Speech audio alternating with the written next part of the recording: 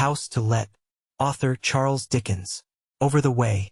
I had been living at Tunbridge Wells and nowhere else, going on for 10 years when my medical man, very clever in his profession, and the prettiest player I ever saw in my life of a hand at long whist, which was a noble and a princely game before short was heard of, said to me one day, as he sat feeling my pulse on the actual sofa which my poor dear sister Jane worked before her spine came on, and laid her on a board for 15 months at a stretch, the most upright woman that ever lived, said to me, "What we want, ma'am, is a fillip."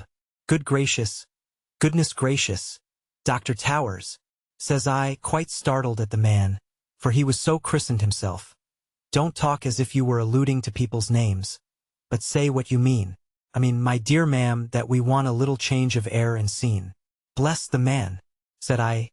Does he mean we or me? I mean you, ma'am. Then Lord forgive you, Dr. Towers, I said. Why don't you get into a habit of expressing yourself in a straightforward manner, like a loyal subject of our gracious Queen Victoria, and a member of the Church of England? Towers laughed, as he generally does when he has fidgeted me into any of my impatient ways, one of my states, as I call them, and then he began, "Tone, ma'am, tone, is all you require." He appealed to Trottle, who just then came in with the coal scuttle, looking, in his nice black suit, like an amiable man putting on coals from motives of benevolence. Trottle, whom I always call my right hand, has been in my service 32 years. He entered my service, far away from England. He is the best of creatures, and the most respectable of men, but opinionated. What you want, ma'am, says Trottle, making up the fire in his quiet and skillful way, is tone. Lord forgive you both, says I, bursting out a-laughing. I see you are in a conspiracy against me, so I suppose you must do what you like with me, and take me to London for a change. For some weeks Towers had hinted at London, and consequently I was prepared for him. When we had got to this point, we got on so expeditiously that Trottle was packed off to London next day but one, to find some sort of place for me to lay my troublesome old head in. Trottle came back to me at the Wells after 2 days' absence, with accounts of a charming place that could be taken for 6 months certain, with liberty to renew on the same terms for another 6, and which really did afford every accommodation that I wanted. Could you really find no fault at all in the rooms, Trottle? I asked him. Not a single one, ma'am. They are exactly suitable to you. There is not a fault in them. There is but one fault outside of them. And what's that? They are opposite a house to let. Oh, I said, considering of it. But is that such a very great objection? I think it my duty to mention it, ma'am. It is a dull object to look at. Otherwise, I was so greatly pleased with the lodging that I should have closed with the terms at once, as I had your authority to do. Trottle thinking so highly of the place in my interest, I wished not to disappoint him. Consequently, I said, the empty house may let, perhaps. Oh, dear no, ma'am, said Trottle, shaking his head with decision. It won't let. It never does let, ma'am. Mercy me. Why not? Nobody knows, ma'am. All I have to mention is, ma'am, that the house won't let. How long has this unfortunate house been to let, in the name of fortune? Said I. Ever so long, said Trottle. Years. Is it in ruins? It's a good deal out of repair, ma'am, but it's not in ruins. The long and the short of this business was that next day I had a pair of post-horses put to my chariot, for I never travel by railway. Not that I have anything to say against railways, except that they came in when I was too old to take to them, and that they made ducks and drakes of a few turnpike bonds I had, and so I went up myself with Trottle in the rumble to look at the inside of this same lodging, and at the outside of this same house. As I say, I went and saw for myself. The lodging was perfect. That I was sure it would be, because Trottle is the best judge of comfort I know. The empty house was an eyesore, and that I was sure it would be too, for the same reason. However, setting the one thing against the other, the good against the bad, the lodging very soon got the victory over the house. My lawyer, Mr. Squares of Crown Office Row, Temple, drew up an agreement, which his young man jabbered over so dreadfully when he read it to me, that I didn't understand one word of it except my own name, and hardly that, and I signed it, and the other party signed it, and in 3 weeks' time I moved my old bones, bag and baggage, up to London. For the first month or so, I arranged to leave Trottle at the Wells. I made this arrangement, not only because there was a good deal to take care of in the way of my school children and pensioners, and also of a new stove in the hall to air the house in my absence, which appeared to me calculated to blow up and burst. But likewise because I suspect Trottle, though the steadiest of men and a widower between 60 and 70, to be what I call rather a philanderer. I mean that when any friend comes down to see me and brings a maid, Trottle is always remarkably ready to show that maid the wells of an evening, and that I have more than once noticed the shadow of his arm, outside the room door nearly opposite my chair, encircling that maid's waist on the landing, like a tablecloth brush. Therefore I thought it just as well, before any London philandering took place, that I should have a little time to look round me, and to see what girls were in and about the place. So, nobody stayed with me in my new lodging at first after Trottle had established me there safe and sound, but Peggy Flobbins, my maid. A most affectionate and attached woman, who never was an object of philandering since I have known her, and is not likely to begin to become so after 29 years next March. It was the 5th of November when I first breakfasted in my new rooms. The guys were going about in the brown fog like magnified monsters of insects in table beer, and there was a guy resting on the doorsteps of the house to let. I put on my glasses, partly to see how the boys were pleased with what I sent them out by Peggy, and partly to make sure that she didn't approach too near the ridiculous object, which of course was full of skyrockets and might go off into bangs at any moment. In this way it happened that the first time I ever looked at the house to let, after I became its opposite neighbor, I had my glasses on. And this might not have happened once in 50 times, for my sight is uncommonly good for my time of life, and I wear glasses as little as I can, for fear of spoiling it. I knew already that it was a 10-roomed house, very dirty and much dilapidated, that the area rails were rusty and peeling away, and that 2 or 3 of them were wanting or half wanting, that there were broken panes of glass in the windows and blotches of mud on other panes, which the boys had thrown at them, that there was quite a collection of stones in the area, also proceeding from those young mischiefs, that there were games chalked on the pavement before the house, and likenesses of ghosts chalked on the street door, that the windows were all darkened by rotting old blinds or shutters or both, that the bills to let had curled up, as if the damp air of the place had given them cramps, or had dropped down into corners as if they were no more. I had seen all this on my first visit, and I had remarked to Trottle that the lower part of the blackboard about terms was split away, that the rest had become illegible, and that the very stone of the doorsteps was broken across. Notwithstanding, I sat at my breakfast table on that pleased to remember the 5th of November morning, staring at the house through my glasses, as if I had never looked at it before. All at once, in the first-floor window on my right, down in a low corner at a hole in a blind or a shutter, I found that I was looking at a secret eye. The reflection of my fire may have touched it and made it shine. But I saw it shine and vanish. The eye might have seen me or it might not have seen me, sitting there in the glow of my fire. You can take which probability you prefer without offense.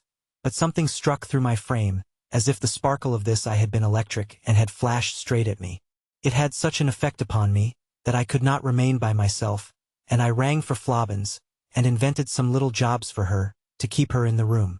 After my breakfast was cleared away, I sat in the same place with my glasses on, moving my head now so, and now so, trying whether, with the shining of my fire and the flaws in the window glass, I could reproduce any sparkle seeming to be up there, that was like the sparkle of an eye.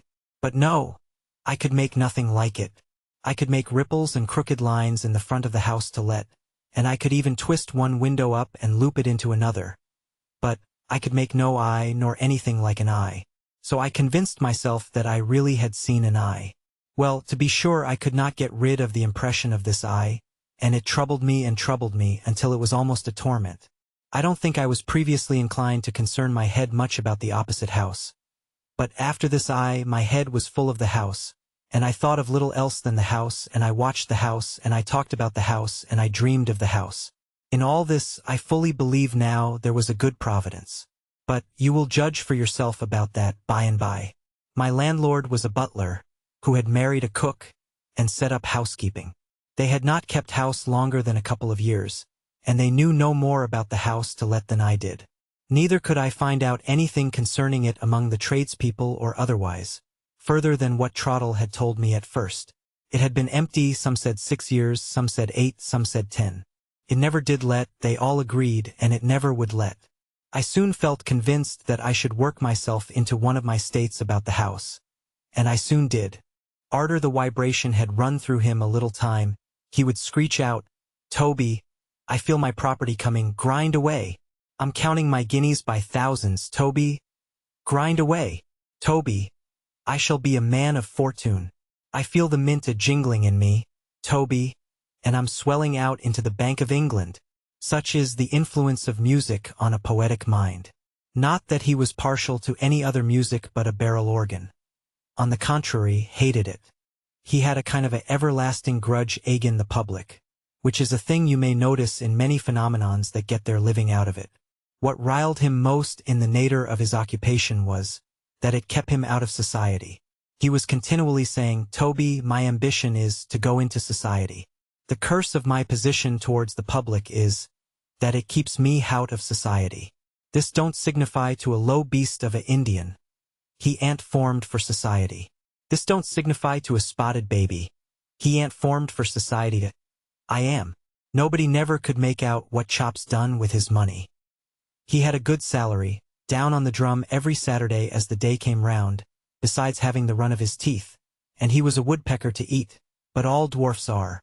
The sarser was a little income, bringing him in so many halfpence that he'd carry 'em for a week together, tied up in a pocket-handkercher.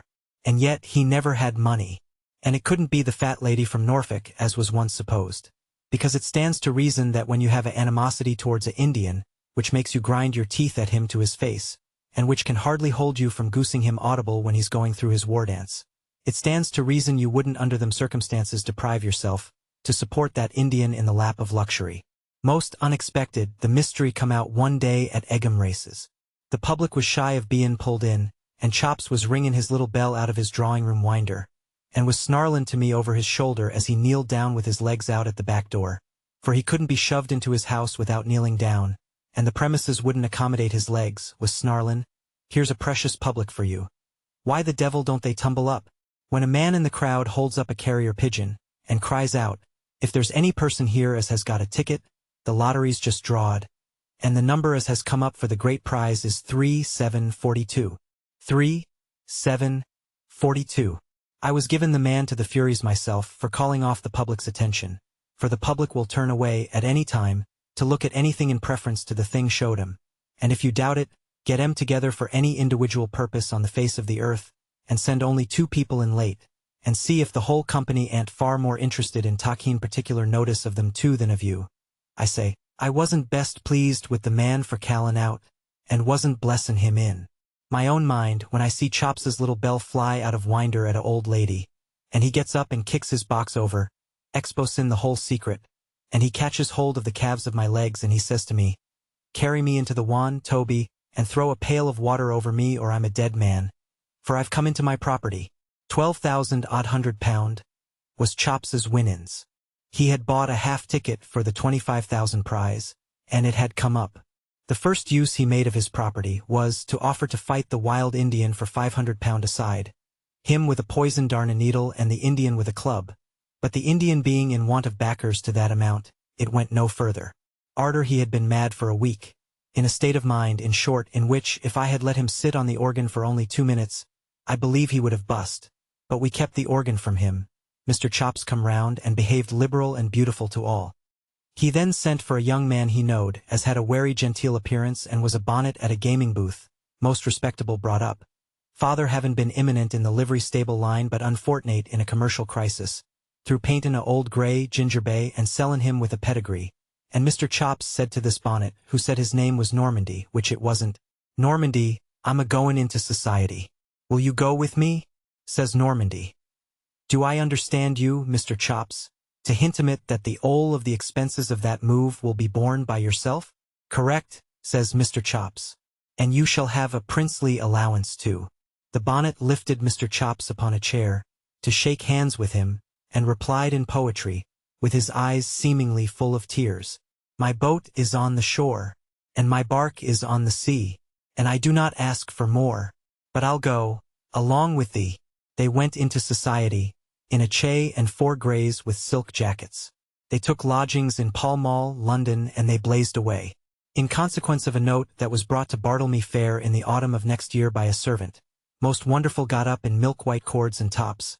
I cleaned myself and went to Pall Mall, one evening a-pinted. The gentlemen was at their wine arter dinner, and Mr. Chops's eyes was more fixed in that ed of his than I thought good for him. There was 3 of 'em in company, and I knowed the third well. When last met, he had on a white Roman shirt, and a bishop's mitre covered with leopard skin, and played the clarionet all wrong, in a band at a wild beast show. This gent took on not to know me, and Mr. Chops said, "Gentlemen, this is a old friend of former days," and Normandy looked at me through a eyeglass and said, "Magsman, glad to see you," which I'll take my oath he wasn't. Mr. Chops, to get him convenient to the table, had his chair on a throne, much of the form of George IV's in the canvas. But he hardly appeared to me to be king there in any other point of view, for his 2 gentlemen ordered about like emperors. They was all dressed like Mayday gorgeous. And as to wine, they swam in all sorts. I made the round of the bottles, first separate, to say I had done it, and then mixed them all together, to say I had done it, and then tried 2 of 'em as half and half, and then t'other 2. Altogether, I passed a pleasin' evenin', but with a tendency to feel muddled, until I considered it good manners to get up and say, "Mr. Chops, the best of friends must part. I thank you for the variety of foreign drains you have stood so ensome. I looks towards you in red wine, and I takes my leave." Mr. Chops replied, "If you'll just hitch me out of this over your right arm, Magsman, and carry me downstairs, I'll see you out." I said I couldn't think of such a thing, but he would have it, so I lifted him off his throne. He smelt strong of Madeira, and I couldn't help thinking as I carried him down that it was like carrying a large bottle full of wine, with a rather ugly stopper, a good deal out of proportion. When I set him on the doormat in the hall, he kept me close to him by holding on to my coat collar, and he whispers, "I ain't 'appy, Magsman." "What's on your mind, Mr. Chops?" "They don't use me well. They ain't grateful to me.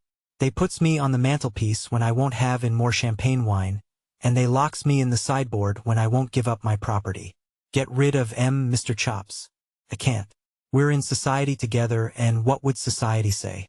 "Come out of society," says I. "I can't. You don't know what you're talking about. When you have once gone into society, you mustn't come out of it."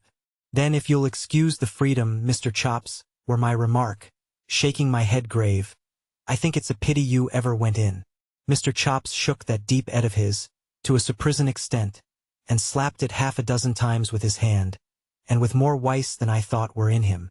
Then he says, "You're a good fellow, but you don't understand. Good night, go along. Magsman, the little man will now walk 3 times round the carawan, and retire behind the curtain." The last I see of him on that occasion was his tryin', on the extremest verge of insensibility, to climb up the stairs, one by one, with his hands and knees.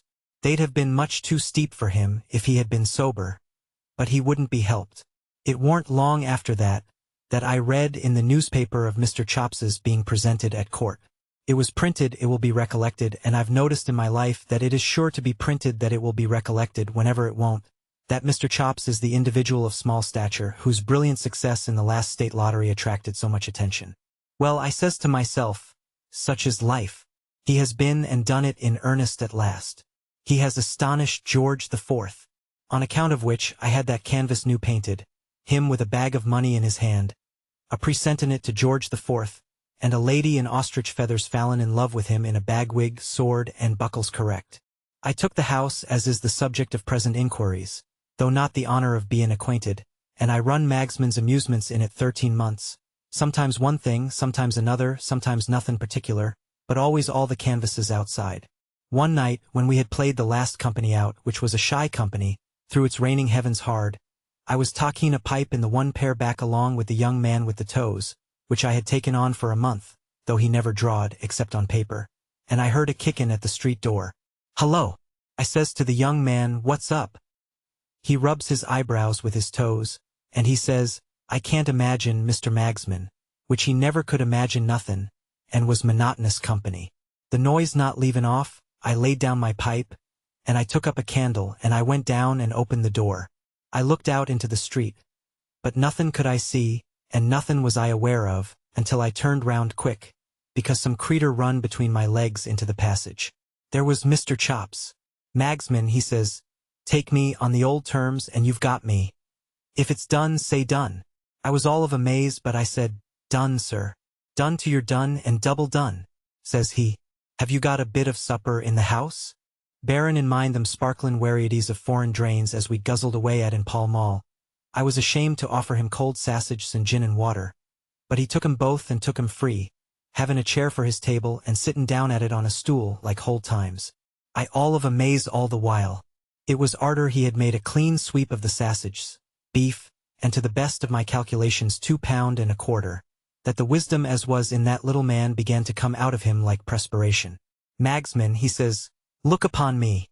You see afore you one as has both gone into society and come out. Oh, you are out of it, Mr. Chops? How did you get out, sir? Sold out, says he. You never saw the like of the wisdom as his Ed expressed, when he made use of them 2 words. My friend Magsman, I'll impart to you a discovery I've made. It's wallable. It's cost £12,500. It may do you good in life. The secret of this matter is that it ain't so much that a person goes into society, as that society goes into a person. Not exactly keeping up with his mayonnaise. I shook my head, put on a deep look and said, you're right there, Mr. Chops. Magsman, he says, twitching me by the leg, society has gone into me, to the tune of every penny of my property. I felt that I went pale, and though Nat Raleigh a bold speaker, I couldn't hardly say, where's Normandy? Bolted. With the plate, said Mr. Chops. And t'other one? Meaning him as formerly wore the bishop's mitre. Bolted. With the jewels, said Mr. Chops. I sat down and looked at him, and he stood up and looked at me. Magsman, he says, and he seemed to myself to get wiser as he got hoarser. Society, taken in the lump, is all dwarfs. At the court of St. James's, they was all a-doing my old business. All a-goin' 3 times round the carawan in the hold court suits and properties. Elsewheres, they was most of 'em ringin' their little bells out of make-believes. Everywheres, the sarser was a-goin' round. Magsman, the sarser is the universal institution. I perceived, you understand, that he was soured by his misfortunes, and I felt for Mr. Chops. As to fat ladies, he says, giving his head a tremendous one agin the wall, there's lots of them in society, and worse than the original.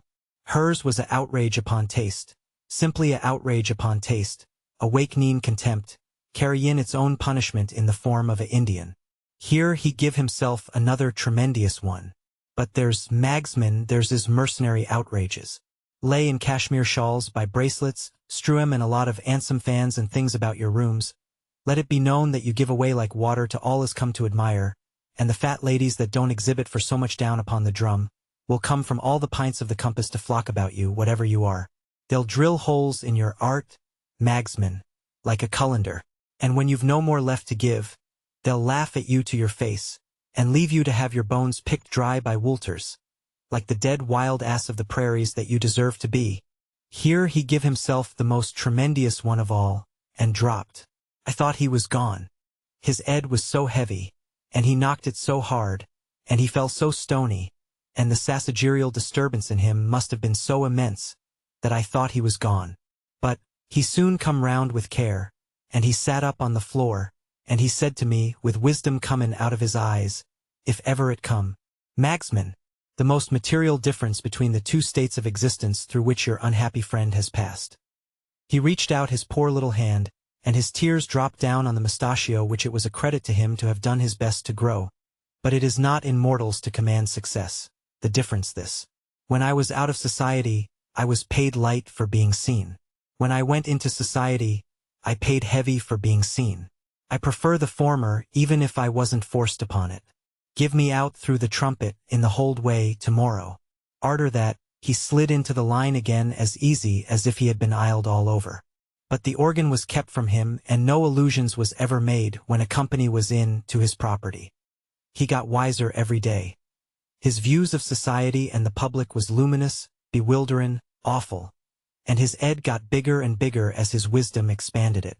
He took well and pulled 'em in most excellent for 9 weeks. At the expiration of that period, when his head was a sight, he expressed one evening, the last company having been turned out, and the door shut, a wish to have a little music. Mr. Chops, I said, I never dropped the mister with him. The world might do it, but not me. Mr. Chops, are you sure as you are in a state of mind and body to sit upon the organ? His answer was this, Toby, when next met with on the tramp, I forgive her and the Indian. And I am. It was with fear and trembling that I began to turn the handle, but he sat like a lamb. I will be my belief to my dying day, that I see his head expand as he sat. You may therefore judge how great his thoughts was. He sat out all the changes, and then he come off. Toby, he says with a quiet smile, the little man will now walk 3 times round the carawan, and retire behind the curtain. When we called him in the morning, we found him gone into a much better society than mine or Pall Mall's. I give Mr. Chops as comfortable a funeral as lay in my power, followed myself as chief, and had the George IV canvas carried first, in the form of a banner. But the house was so dismal arterwards that I give it up and took to the wan again. Asterisk, asterisk, asterisk, asterisk, asterisk. I don't triumph, said Jarber, folding up the second manuscript, and looking hard at Trottle. I don't triumph over this worthy creature. I merely ask him if he is satisfied now. How can he be anything else? I said, answering for Trottle, who sat obstinately silent. This time, Jarber, you have not only read us a delightfully amusing story, but you have also answered the question about the house. Of course it stands empty now. Who would think of taking it after it had been turned into a caravan? I looked at Trottle as I said those last words, and Jarber waved his hand indulgently in the same direction. Let this excellent person speak, said Jarber. You were about to say, my good man? I only wish to ask, sir, said Trottle doggedly, if you could kindly oblige me with a date or two in connection with that last story. A date, repeated Jarber. What does the man want with dates? I should be glad to know, with great respect, persisted Trottle, if the person named Magsman was the last tenant who lived in the house.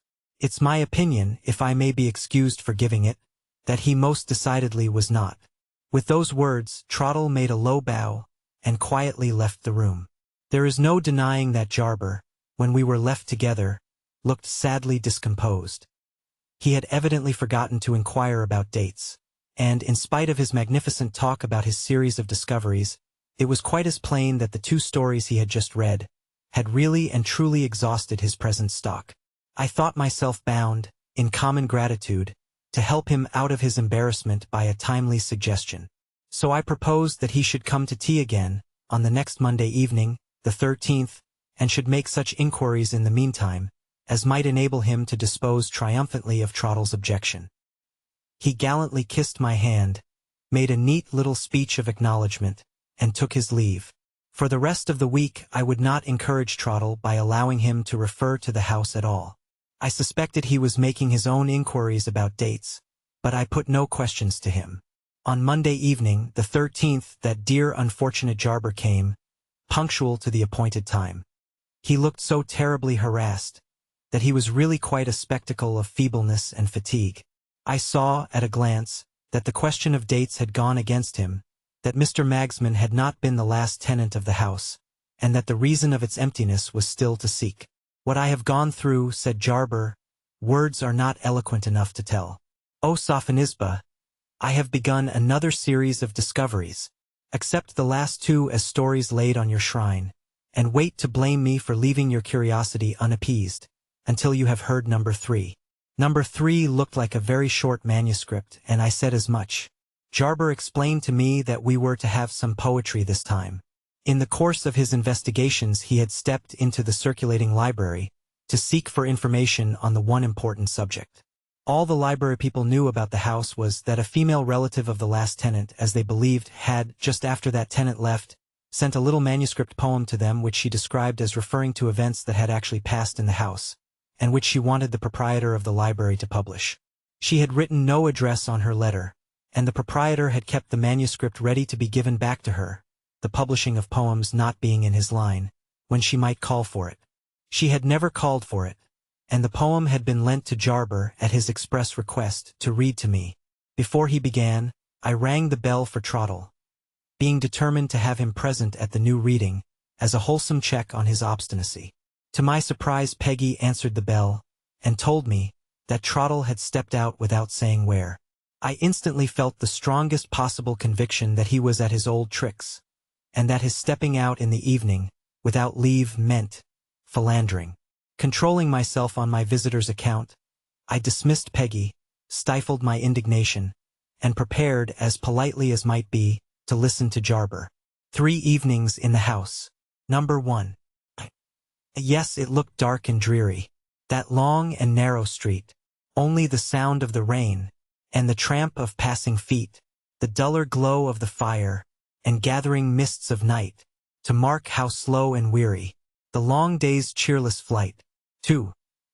Watching the sullen fire, hearing the dreary rain, drop after drop run down, on the darkening window pane. Chill was the heart of Bertha, chill as that winter day, for the star of her life had risen, only to fade away. 3. The voice that had been so strong, to bid the snare depart, the true and earnest will, and the calm and steadfast heart, were now weighed down by sorrow, were quivering now with pain. The clear path now seemed clouded, and all her grief in vain.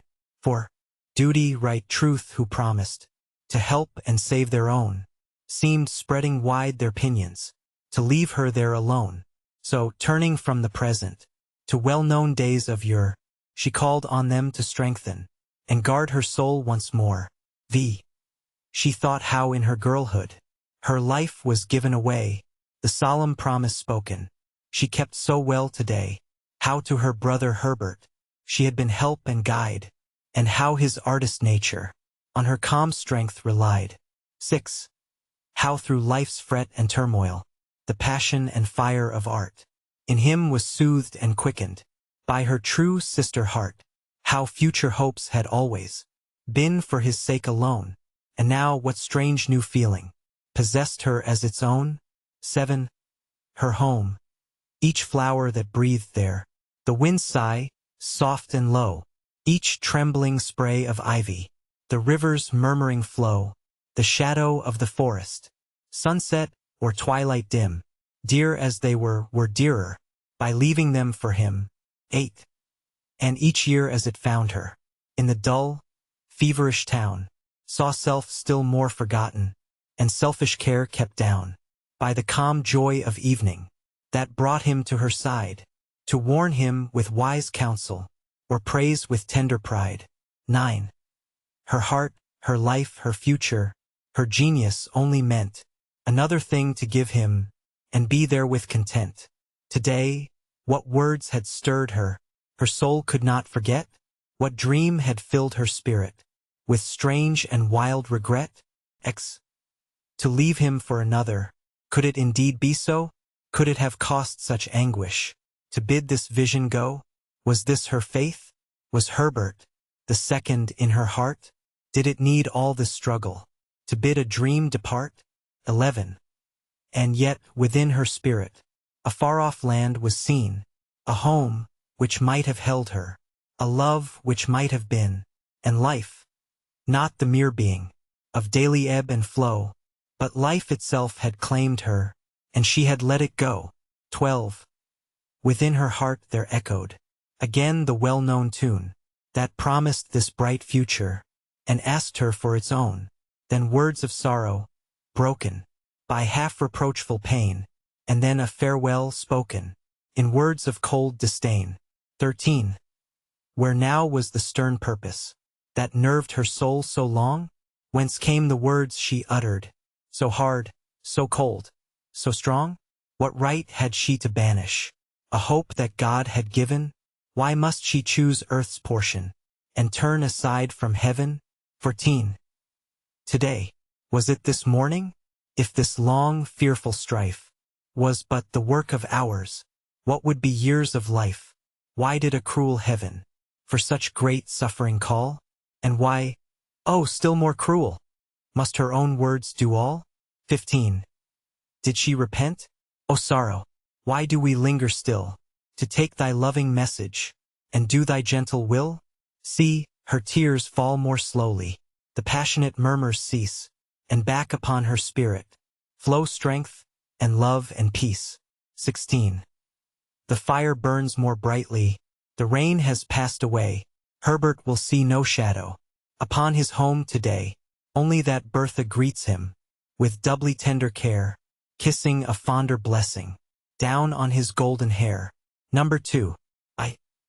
The studio is deserted, palette and brush laid by, the sketch rests on the easel, the paint is scarcely dry, and silence, who seems always within her depths to bear The next sound that will utter now holds a dumb despair. 2. So Bertha feels it, listening, with breathless, stony fear, waiting the dreadful summons. Each minute brings more near, when the young life, now ebbing, shall fail and pass away into that mighty shadow who shrouds the house today. 3. But why, when the sick chamber is on the upper floor, why dares not Bertha enter within the close-shut door? Her brother lies dying in that gloom. What strange, mysterious power has sent her from the room? For it is not 1 week's anguish that can have changed her so. Joy has not died here lately, struck down by one quick blow, but cruel months have needed their long, relentless chain to teach that shrinking manner of helpless, hopeless pain. The struggle was scarce over. Last Christmas Eve had brought, the fibers still were quivering, of the one wounded thought, when Herbert, who, unconscious, had guessed no inward strife, bade her, in pride and pleasure, welcome his fair young wife. 6.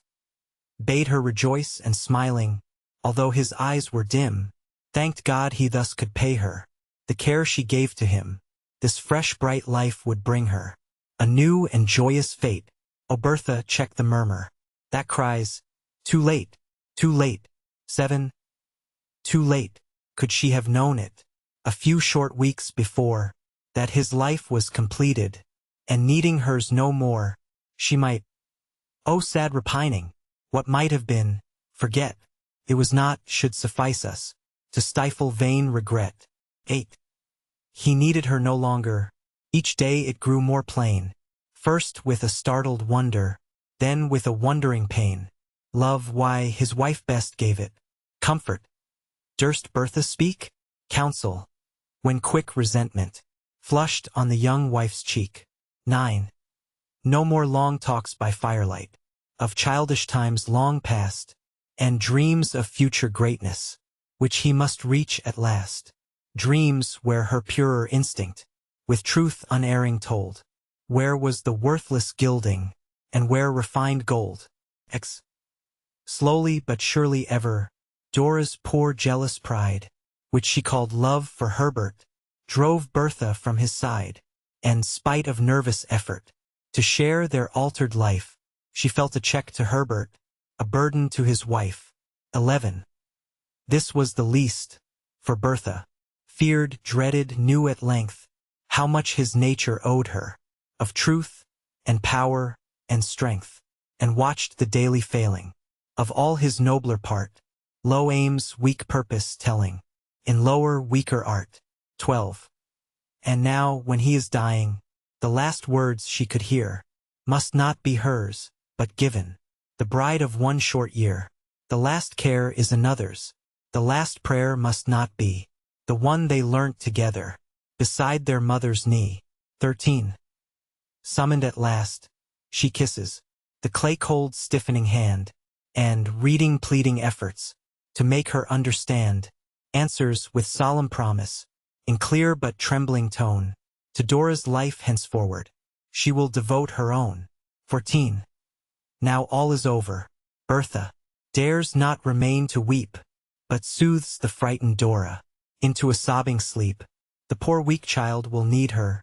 Oh, who can dare complain when God sends a new duty to comfort each new pain? Number 3. The house is all deserted. In the dim evening gloom, only one figure passes, slowly from room to room, and, pausing at each doorway, seems gathering up again, within her heart, the relics of bygone joy and pain. 2. There is an earnest longing in those who onward gaze, looking with weary patience towards the coming days. There is a deeper longing, more sad, more strong, more keen. Those know it who look backward and yearn for what has been. 3. At every hearth she pauses, touches each well-known chair, gazes from every window, lingers on every stair. What have these months brought Bertha? Now one more year is past.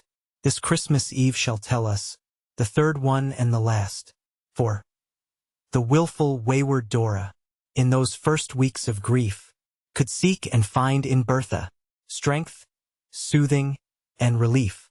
And Bertha, last sad comfort, true woman heart can take, had something still to suffer, and do for Herbert's sake. The spring, with her western breezes, from Indian islands bore to Bertha news that Leonard would seek his home once more.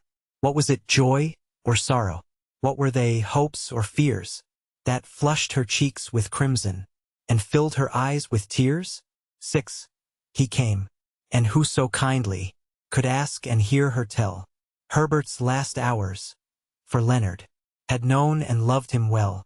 Daily he came, and Bertha, poor where heart, at length, weighed down by others' weakness, could rest upon his strength. 7. Yet not the voice of Leonard could her true care beguile, that turned to watch, rejoicing, Dora's reviving smile. So, from that little household, the worst gloom passed away. The one bright hour of evening lit up the livelong day. 8. Days passed. The golden summer, in sudden heat bore down this blue, bright, glowing sweetness upon the scorching town, and sights and sounds of country came in the warm soft tune, sung by the honeyed breezes, borne on the wings of June. 9. One twilight hour, but earlier than usual, Bertha thought she knew the fresh sweet fragrance of flowers that Leonard brought through open doors and windows. It stole up through the gloom, and with appealing sweetness drew Bertha from her room. Yes, he was there, and pausing just near the open door to check her heart's quick beating, she heard and paused still more. His low voice, Dora's answers, his pleading yes, she knew the tone, the words, the accents. She once had heard them too. 11. Would Bertha blame her? Leonard's low, tender answer came. Bertha was far too noble to think or dream of blame. And was he sure he loved her? Yes, with the one love given once in a lifetime only, with one soul and one heaven. 12. Then came a plaintive murmur. Dora had once been told that he and Bertha, dearest, Bertha is far too cold to love.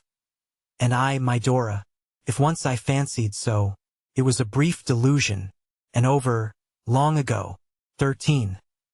Between the past and present, on that bleak moment's height, she stood, as some lost traveler, by a quick flash of light, seeing a gulf before him, with dizzy, sick despair, reels to clutch backward but to find a deeper chasm there. 14. The twilight grew still darker, the fragrant flowers more sweet, the stars shone out in heaven, the lamps gleamed down the street, and hours passed in dreaming over their newfound fate, ere they could think of wondering why Bertha was so late. 15. She came and calmly listened. In vain they strove to trace if Herbert's memory shadowed in grief upon her face. No blame, no wonder showed there, no feeling could be told. Her voice was not less steady, her manner not more cold. 16. They could not hear the anguish that broke in words of pain through that calm summer midnight. My Herbert, mine again. Yes, they have once been parted, but this day shall restore the long-lost one. She claims him, my Herbert, mine once more. 17.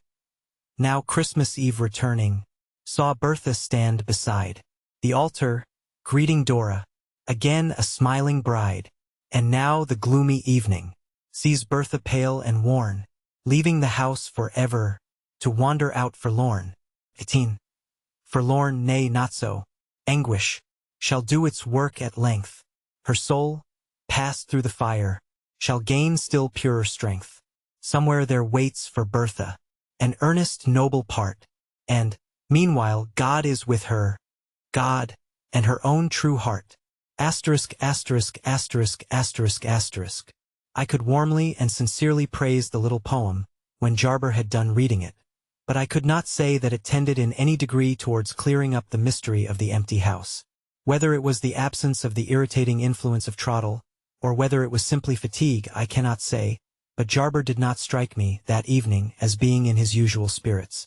And though he declared that he was not in the least daunted by his want of success thus far, and that he was resolutely determined to make more discoveries, he spoke in a languid absent manner, and shortly afterwards took his leave at rather an early hour. When Trottle came back, and when I indignantly taxed him with philandering, he not only denied the imputation, but asserted that he had been employed on my service, and, in consideration of that, boldly asked for leave of absence for 2 days, and for a morning to himself afterwards, to complete the business, in which he solemnly declared that I was interested. In remembrance of his long and faithful service to me, I did violence to myself and granted his request. And he, on his side, engaged to explain himself to my satisfaction, in a week's time, on Monday evening the 20th. A day or two before, I sent to Jarber's lodgings to ask him to drop in to tea. His landlady sent back an apology for him that made my hair stand on end. His feet were in hot water. His head was in a flannel petticoat. A green shade was over his eyes. The rheumatism was in his legs, and a mustard poultice was on his chest. He was also a little feverish and rather distracted in his mind about Manchester marriages, a dwarf, and 3 evenings or evening parties. His landlady was not sure which, in an empty house with the water rate unpaid. Under these distressing circumstances, I was necessarily left alone with Trottle. His promised explanation began, like Jarber's discoveries, with the reading of a written paper. The only difference was that Trottle introduced his manuscript under the name of a report. Trottle's report. The curious events related in these pages would, many of them, most likely never have happened, if a person named Trottle had not presumed, contrary to his usual custom, to think for himself. The subject on which the person in question had ventured, for the first time in his life, to form an opinion purely and entirely his own, was one which had already excited the interest of his respected mistress in a very extraordinary degree. Or, to put it in plainer terms still, the subject was no other than the mystery of the empty house.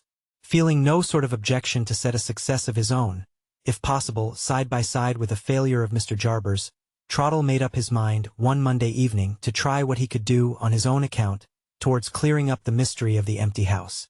Carefully dismissing from his mind all nonsensical notions of former tenants and their histories, and keeping the one point in view steadily before him, he started to reach it in the shortest way, by walking straight up to the house, and bringing himself face to face with the first person in it who opened the door to him. It was getting towards dark on Monday evening, the 13th of the month, when Trottle first set foot on the steps of the house. When he knocked at the door, he knew nothing of the matter which he was about to investigate, except that the landlord was an elderly widower of good fortune, and that his name was Forley. A small beginning enough for a man to start from, certainly. On dropping the knocker, his first proceeding was to look down cautiously out of the corner of his right eye, for any results which might show themselves at the kitchen window. There appeared at it immediately the figure of a woman, who looked up inquisitively at the stranger on the steps, left the window in a hurry, and came back to it with an open letter in her hand, which she held up to the fading light. After looking over the letter hastily for a moment or so, the woman disappeared once more.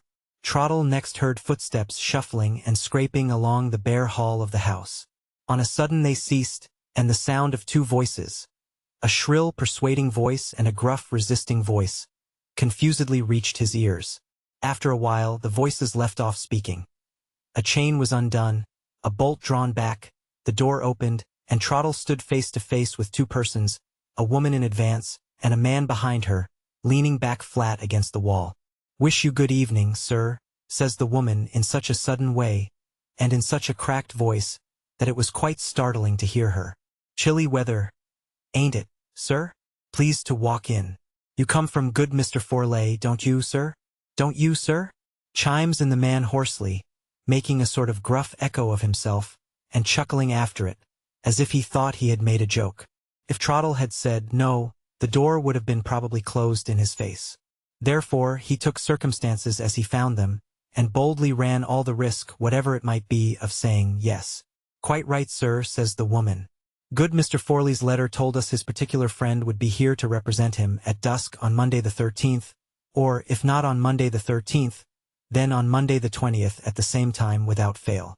And here you are on Monday the 13th. Ain't you, sir? Mr. Forley's particular friend, and dressed all in black." "Quite right, sir. Please to step into the dining room, It's always kept scoured and clean against Mr. Forley comes here, and I'll fetch a candle in half a minute. It gets so dark in the evenings now you hardly know where you are. Do you, sir? And how is good Mr. Forley in his health? We trust he is better, Benjamin, don't we? We are so sorry not to see him as usual, Benjamin. Ain't we? In half a minute, sir, if you don't mind waiting. I'll be back with the candle. Come along, Benjamin. Come along, Benjamin, chimes in the echo, and chuckles again as if he thought he had made another joke.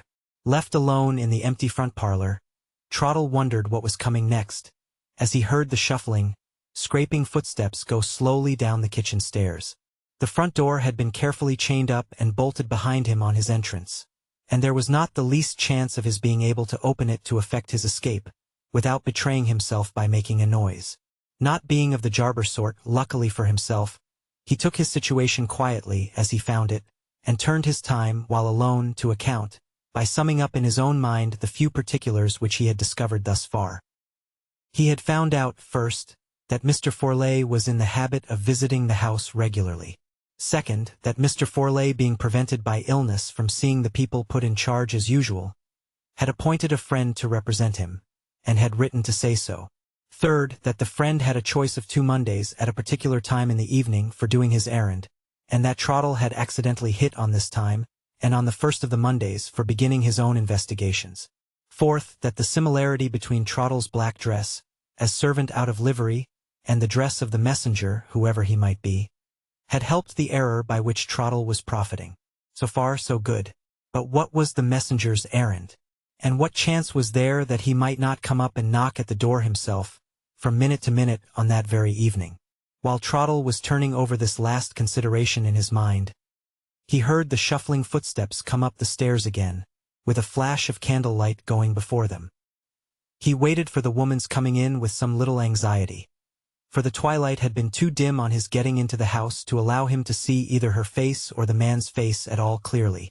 The woman came in first, with the man she called Benjamin at her heels, and set the candle on the mantelpiece. Trottle takes leave to describe her as an offensively cheerful old woman, awfully lean and wiry, and sharp all over at eyes, nose, and chin, devilishly brisk, smiling and restless, with a dirty false front and a dirty black cap, and short fidgety arms, and long hooked fingernails. An unnaturally lusty old woman, who walked with a spring in her wicked old feet, and spoke with a smirk on her wicked old face, the sort of old woman, as Trottle thinks, who ought to have lived in the Dark Ages, and been ducked in a horse-pond instead of flourishing in the 19th century, and taking charge of a Christian house. You'll please to excuse my son, Benjamin, won't you, sir? Says this which without a broomstick, pointing to the man behind her, propped against the bare wall of the dining-room, exactly as he had been propped against the bare wall of the passage. He's got his inside dreadful bad again, has my son Benjamin, and he won't go to bed, and he will follow me about the house, upstairs and downstairs, and in my lady's chamber, as the song says, you know. It's his indigestion, poor dear, that sours his temper and makes him so aggravating, and indigestion is a wearing thing to the best of us. Ain't it, sir? Ain't it, sir? Chimes in aggravating Benjamin, winking at the candle light like an owl at the sunshine. Trottle examined the man curiously, while his horrid old mother was speaking of him. He found my son Benjamin to be little and lean, and buttoned up slovenly in a frosy old greatcoat that fell down to his ragged carpet slippers. His eyes were very watery, his cheeks very pale, and his lips very red. His breathing was so uncommonly loud that it sounded almost like a snore. His head rolled helplessly in the monstrous big collar of his greatcoat, and his limp, lazy hands pottered about the wall on either side of him, as if they were groping for an imaginary bottle. In plain English, the complaint of my son Benjamin was drunkenness, of the stupid, pig-headed, sottish kind. Drawing this conclusion easily enough, after a moment's observation of the man, Trottle found himself, nevertheless, keeping his eyes fixed much longer than was necessary on the ugly drunken face rolling about in the monstrous big coat collar, and looking at it with a curiosity that he could hardly account for at first. Was there something familiar to him in the man's features? He turned away from them for an instant, and then turned back to him again. After that second look, the notion forced itself into his mind that he had certainly seen a face somewhere, of which that sot's face appeared like a kind of slovenly copy. Where, thinks he to himself, where did I last see the man whom this aggravating Benjamin here so very strongly reminds me of? It was no time, just then, with the cheerful old woman's eye searching him all over, and the cheerful old woman's tongue talking at him 19 to the dozen, for Trottle to be ransacking his memory for small matters that had got into wrong corners of it. He put by in his mind that very curious circumstance respecting Benjamin's face, to be taken up again when a fit opportunity offered itself, and kept his wits about him in prime order for present necessities. "You wouldn't like to go down into the kitchen, would you?" says the witch without the broomstick, as familiar as if she had been Trottle's mother, instead of Benjamin's. "There's a bit of fire in the grate, and the sink in the back kitchen don't smell to matter much today, and it's uncommon chilly up here when a person's flesh don't hardly cover a person's bones. But you don't look cold, sir, do you? And then, why, Lord bless my soul, our little bit of business is so very, very little, it's hardly worth while to go downstairs about it, after all. Quite a game at business, ain't it, sir? Give and take, that's what I call it. Give and take." With that, her wicked old eyes settled hungrily on the region round about Trottle's waistcoat pocket, and she began to chuckle like her son, holding out one of her skinny hands, and tapping cheerfully in the palm with the knuckles of the other. Aggravating Benjamin, seeing what she was about, roused up a little, chuckled and tapped in imitation of her, got an idea of his own into his muddled head all of a sudden, and bolted it out charitably for the benefit of Trottle. "I say," says Benjamin, settling himself against the wall and nodding his head viciously at his cheerful old mother. "I say, look out. She'll skin you." Assisted by these signs and warnings, Trottle found no difficulty in understanding that the business referred to was the giving and taking of money, and that he was expected to be the giver. It was at this stage of the proceedings that he first felt decidedly uncomfortable, and more than half inclined to wish he was on the street side of the house door again. He was still cudgeling his brains for an excuse to save his pocket, when the silence was suddenly interrupted by a sound in the upper part of the house. It was not at all loud. It was a quiet, still, scraping sound, so faint that it could hardly have reached the quickest ears, except in an empty house. "Do you hear that, Benjamin?" says the old woman. "He's at it again, even in the dark. Ain't he? P'raps you'd like to see him, sir," says she, turning on Trottle and poking her grinning face close to him. "Only name it. Only say if you'd like to see him before we do our little bit of business, and I'll show good Forley's friend upstairs, just as if he was good Mr. Forley himself. My legs are all right, whatever Benjamin's may be. I get younger and younger, and stronger, and jollier, every day. That's what I do. Don't mind the stairs on my account, sir, if you'd like to see him." Him? Trottle wondered whether him meant a man or a boy, or a domestic animal of the male species. Whatever it meant, here was a chance of putting off that uncomfortable give-and-take business, and, better still, a chance perhaps of finding out one of the secrets of the mysterious house. Trottle's spirits began to rise again, and he said yes, directly, with the confidence of a man who knew all about it. Benjamin's mother took the candle at once, and lighted Trottle briskly to the stairs, and Benjamin himself tried to follow as usual. But getting up several flights of stairs, even helped by the banisters, was more, with his particular complaint, than he seemed to feel himself inclined to venture on. He sat down obstinately on the lowest step, with his head against the wall, and the tails of his big greatcoat spreading out magnificently on the stairs behind him and above him, like a dirty imitation of a court lady's train. "Don't sit there, dear," says his affectionate mother, stopping to snuff the candle on the first landing. "I shall sit here," says Benjamin, aggravating to the last, "till the milk comes in the morning." The cheerful old woman went on nimbly up the stairs to the first floor, and Trottle followed, with his eyes and ears wide open. He had seen nothing out of the common in the front parlor, or up the staircase so far. The house was dirty and dreary and close-smelling, but there was nothing about it to excite the least curiosity, except the faint scraping sound, which was now beginning to get a little clearer, though still not at all loud, as Trottle followed his leader up the stairs to the second floor. Nothing on the second-floor landing, but cobwebs above and bits of broken plaster below, cracked off from the ceiling. Benjamin's mother was not a bit out of breath, and looked all ready to go to the top of the monument if necessary. The faint scraping sound had got a little clearer still, But Trottle was no nearer to guessing what it might be than when he first heard it in the parlor downstairs. On the third and last floor there were two doors, one which was shut, leading into the front garret, and one which was ajar, leading into the back garret. There was a loft in the ceiling above the landing, but the cobwebs all over it vouched sufficiently for its not having been opened for some little time. The scraping noise, plainer than ever here, sounded on the other side of the back garret door, and, to Trottle's great relief, that was precisely the door which the cheerful old woman now pushed open. Trottle followed her in, and, for once in his life at any rate, was struck dumb with amazement at the sight which the inside of the room revealed to him. The garret was absolutely empty of everything in the shape of furniture. It must have been used at one time or other by somebody engaged in a profession or a trade which required for the practice of it a great deal of light. For the one window in the room, which looked out on a wide open space at the back of the house, was 3 or 4 times as large every way as a garret window usually is. Close under this window, kneeling on the bare boards with his face to the door, there appeared, of all the creatures in the world to see alone at such a place and at such a time, a mere mite of a child, a little lonely, wizen, strangely clad boy, who could not at the most have been more than 5 years old. He had a greasy old blue shawl crossed over his breast, and rolled up, to keep the ends from the ground, into a great big lump on his back. A strip of something which looked like the remains of a woman's flannel petticoat showed itself under the shawl, and, below that again, a pair of rusty black stockings, worlds too large for him, covered his legs and his shoeless feet.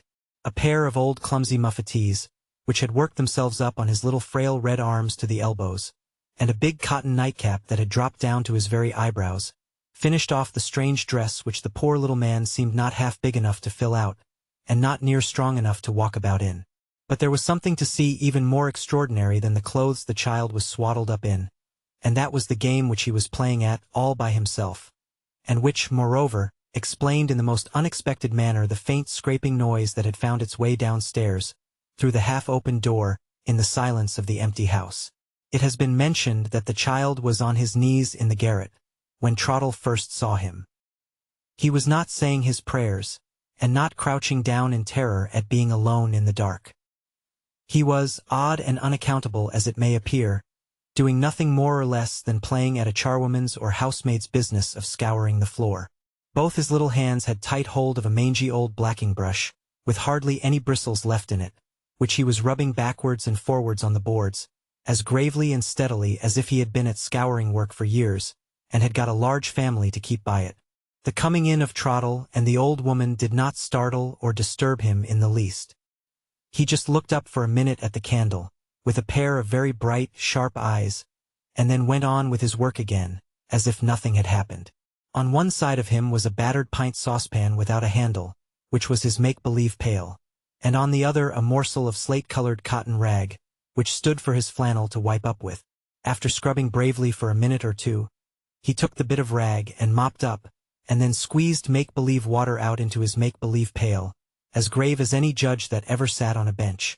By the time he thought he had got the floor pretty dry, he raised himself upright on his knees, and blew out a good long breath, and set his little red arms akimbo, and nodded at Trottle.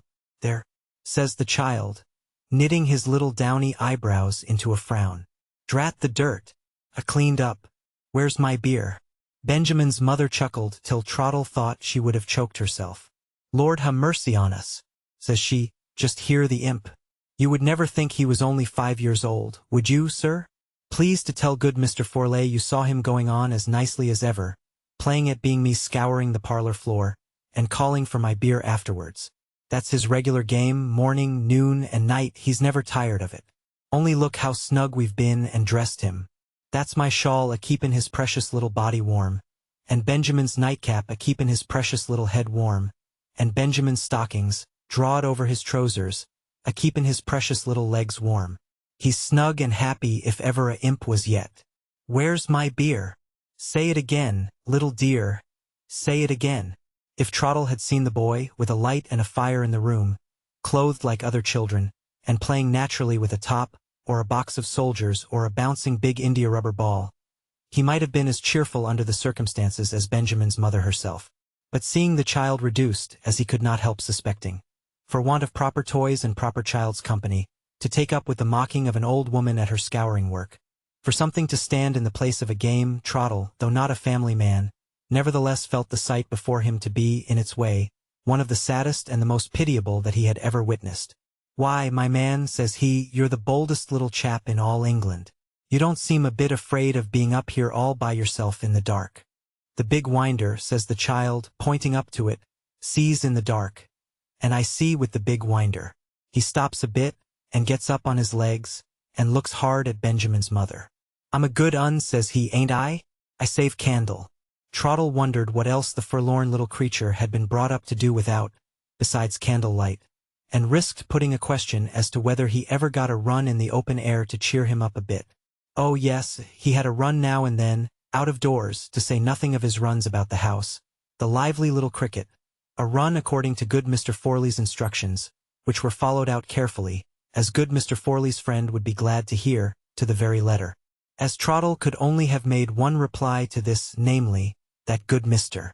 Forley's instructions were, in his opinion, the instructions of an infernal scamp, and as he felt that such an answer would naturally prove the death blow to all further discoveries on his part, he gulped down his feelings before they got too many for him, and held his tongue, and looked round towards the window again to see what the forlorn little boy was going to amuse himself with next. The child had gathered up his blacking brush and bit of rag, and had put them into the old tin saucepan, and was now working his way, as well as his clothes would let him, with his make-believe pail hugged up in his arms, towards a door of communication which led from the back to the front garret. "I say," says he, looking round sharply over his shoulder, "what are you two stopping here for? I'm going to bed now, and so I tell you." With that, he opened the door, and walked into the front room. Seeing Trottle take a step or two to follow him, Benjamin's mother opened her wicked old eyes in a state of great astonishment. "Mercy on us," says she, "haven't you seen enough of him yet?" "No," says Trottle. "I should like to see him go to bed." Benjamin's mother burst into such a fit of chuckling that the loose extinguisher in the candlestick clattered again with the shaking of her hand. To think of good Mr. Forley's friend taking 10 times more trouble about the imp than good Mr. Forley himself. Such a joke as that, Benjamin's mother had not often met with in the course of her life, and she begged to be excused if she took the liberty of having a laugh at it. Leaving her to laugh as much as she pleased, and coming to a pretty positive conclusion, after what he had just heard, that Mr. Forley's interest in the child was not of the fondest possible kind, Trottle walked into the front room, and Benjamin's mother, enjoying herself immensely, followed with the candle. There were 2 pieces of furniture in the front garret. One, an old stool of the sort that is used to stand a cask of beer on, and the other a great big rickety straddling old truckle bedstead. In the middle of this bedstead, surrounded by a dim brown waste of sacking, was a kind of little island of poor bedding, an old bolster, with nearly all the feathers out of it, doubled in 3 for a pillow, a mere shred of patchwork counterpane and a blanket, and under that, and peeping out a little on either side beyond the loose clothes, 2 faded chair cushions of horsehair, laid along together for a sort of makeshift mattress. When Trottle got into the room, the lonely little boy had scrambled up on the bedstead with the help of the beer stool, and was kneeling on the outer rim of sacking with the shred of counterpane in his hands, just making ready to tuck it in for himself under the chair cushions. "I'll tuck you up, my man," says Trottle. "Jump into bed and let me try." "I mean to tuck myself up," says the poor forlorn child, "and I don't mean to jump. I mean to crawl, I do, and so I tell you." With that, he set to work, tucking in the clothes tight all down the sides of the cushions, but leaving them open at the foot. Then, getting up on his knees, and looking hard at Trottle as much as to say, "What do you mean by offering to help such a handy little chap as me?" he began to untie the big shawl for himself, and did it, too, in less than half a minute. Then, doubling the shawl up loose over the foot of the bed, he says, "I say, look here," and ducks under the clothes, head first, worming his way up and up softly, under the blanket and counterpane, till Trottle saw the top of the large nightcap slowly peep out on the bolster. This oversized headgear of the child's had so shoved itself down in the course of his journey to the pillow, under the clothes, that when he got his face fairly out on the bolster, he was all nightcap down to his mouth. He soon freed himself, however, from this slight encumbrance by turning the ends of the cap up gravely to their old place over his eyebrows, looked at Trottle, said, "Snug, ain't it? Goodbye," popped his face under the clothes again, and left nothing to be seen of him but the empty peak of the big nightcap standing up sturdily on end in the middle of the bolster. "What a young limb it is, ain't it?" says Benjamin's mother, giving Trottle a cheerful dig with her elbow. "Come on. You won't see no more of him tonight. And so I tell you," sings out a shrill, little voice under the bedclothes, chiming in with a playful finish to the old woman's last words. If Trottle had not been, by this time, positively resolved to follow the wicked secret which accident had mixed him up with, through all its turnings and windings, right on to the end, he would have probably snatched the boy up then and there, and carried him off from his garret prison, bedclothes and all. As it was, he put a strong check on himself, kept his eye on future possibilities, and allowed Benjamin's mother to lead him downstairs again.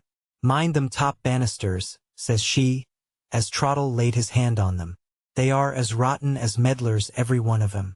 When people come to see the premises," says Trottle, trying to feel his way a little farther into the mystery of the house, "you don't bring many of them up here, do you?" "Bless your heart alive," says she, "nobody ever comes now. The outside of the house is quite enough to warn them off. More's the pity, as I say.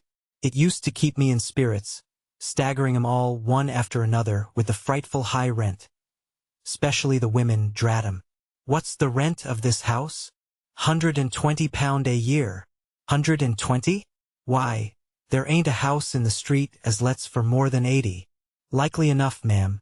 Other landlords may lower their rents if they please, but this here landlord sticks to his rights, and means to have as much for his house as his father had before him. But the neighborhood's gone off since then. £120, ma'am. The landlord must be mad. £120, ma'am. Open the door, you impertinent woman. Lord, what a happiness it was to see 'em bounce out, with that awful rent a-ringing in their ears all down the street." She stopped on the second floor, landing to treat herself to another chuckle, while Trottle privately posted up in his memory what he had just heard. 2 points made out, he thought to himself. The house is kept empty on purpose, and the way it's done is to ask a rent that nobody will pay. "Ah, dearie me," says Benjamin's mother, changing the subject on a sudden, and twisting back with a horrid, greedy quickness to those awkward money matters which she had broached down in the parlor. "What we've done, one way and another, for Mr. Forley, it isn't in words to tell. That nice little bit of business of ours ought to be a bigger bit of business, considering the trouble we take, Benjamin and me, to make the imp upstairs as happy as the day is long.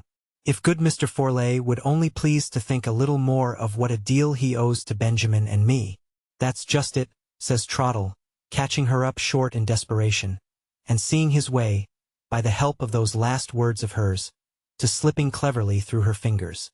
"What should you say if I told you that Mr. Forley was nothing like so far from thinking about that little matter as you fancy? You would be disappointed now if I told you that I had come today without the money?" Her lank old jaw fell, and her villainous old eyes glared, in a perfect state of panic at that.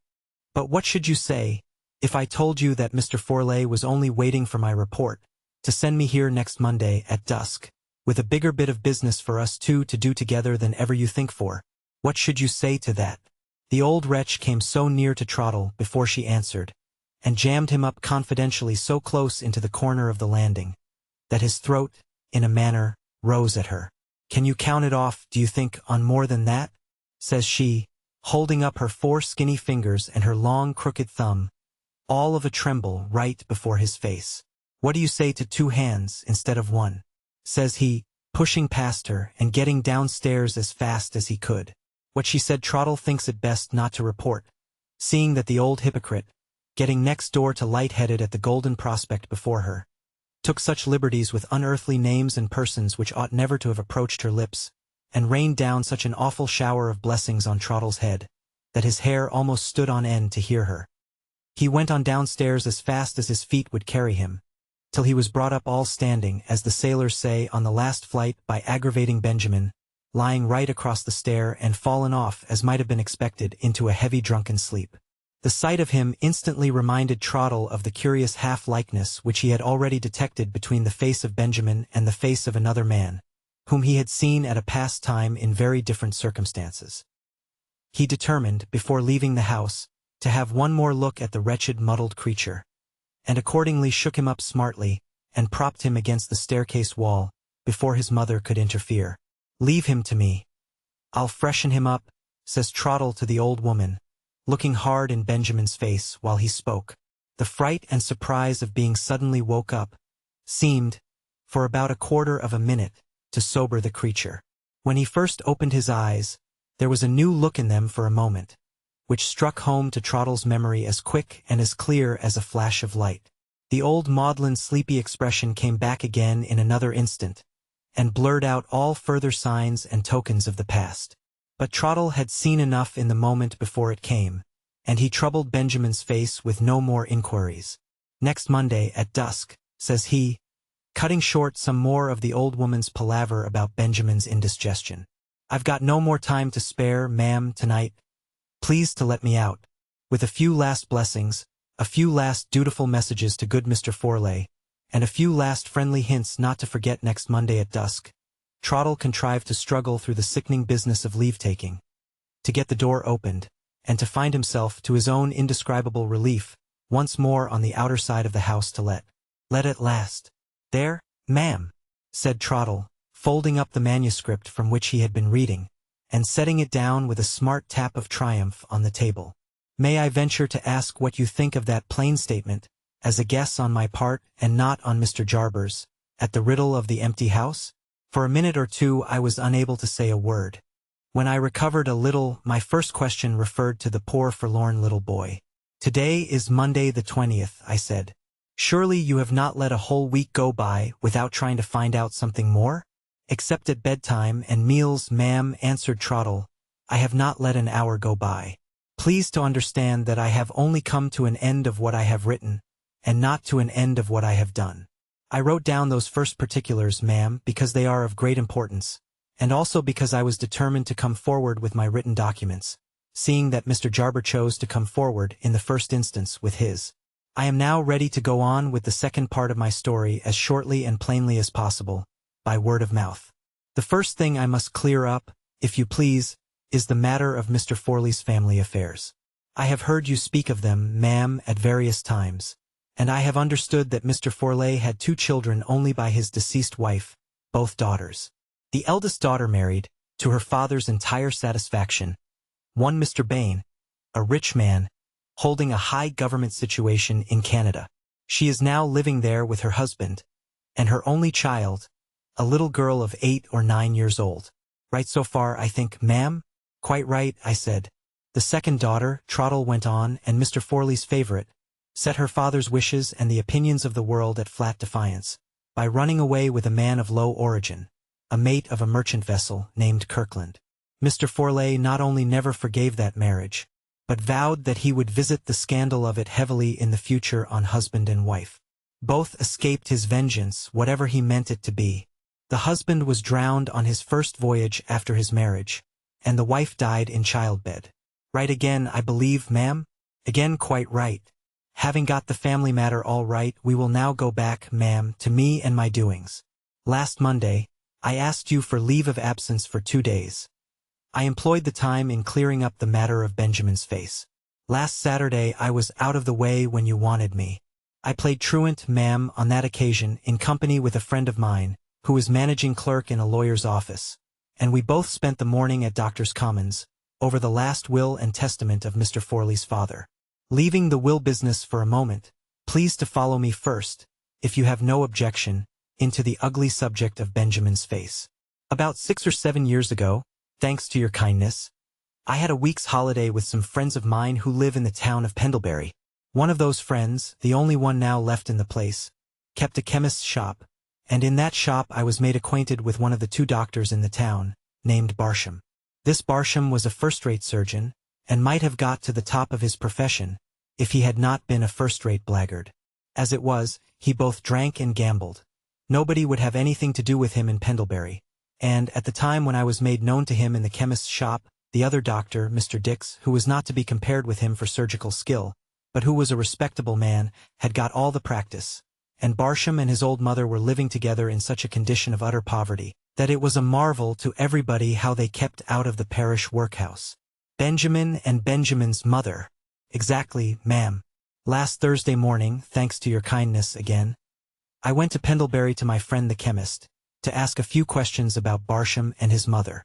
I was told that they had both left the town about 5 years since. When I inquired into the circumstances, some strange particulars came out in the course of the chemist's answer. You know, I have no doubt, ma'am, that poor Mrs. Kirkland was confined while her husband was at sea, in lodgings at a village called Flatfield, and that she died and was buried there. But what you may not know is that Flatfield is only 3 miles from Pendlebury, that the doctor who attended on Mrs. Kirkland was Barsham, that the nurse who took care of her was Barsham's mother, and that the person who called them both in was Mr. Forley. Whether his daughter wrote to him or whether he heard of it in some other way, I don't know.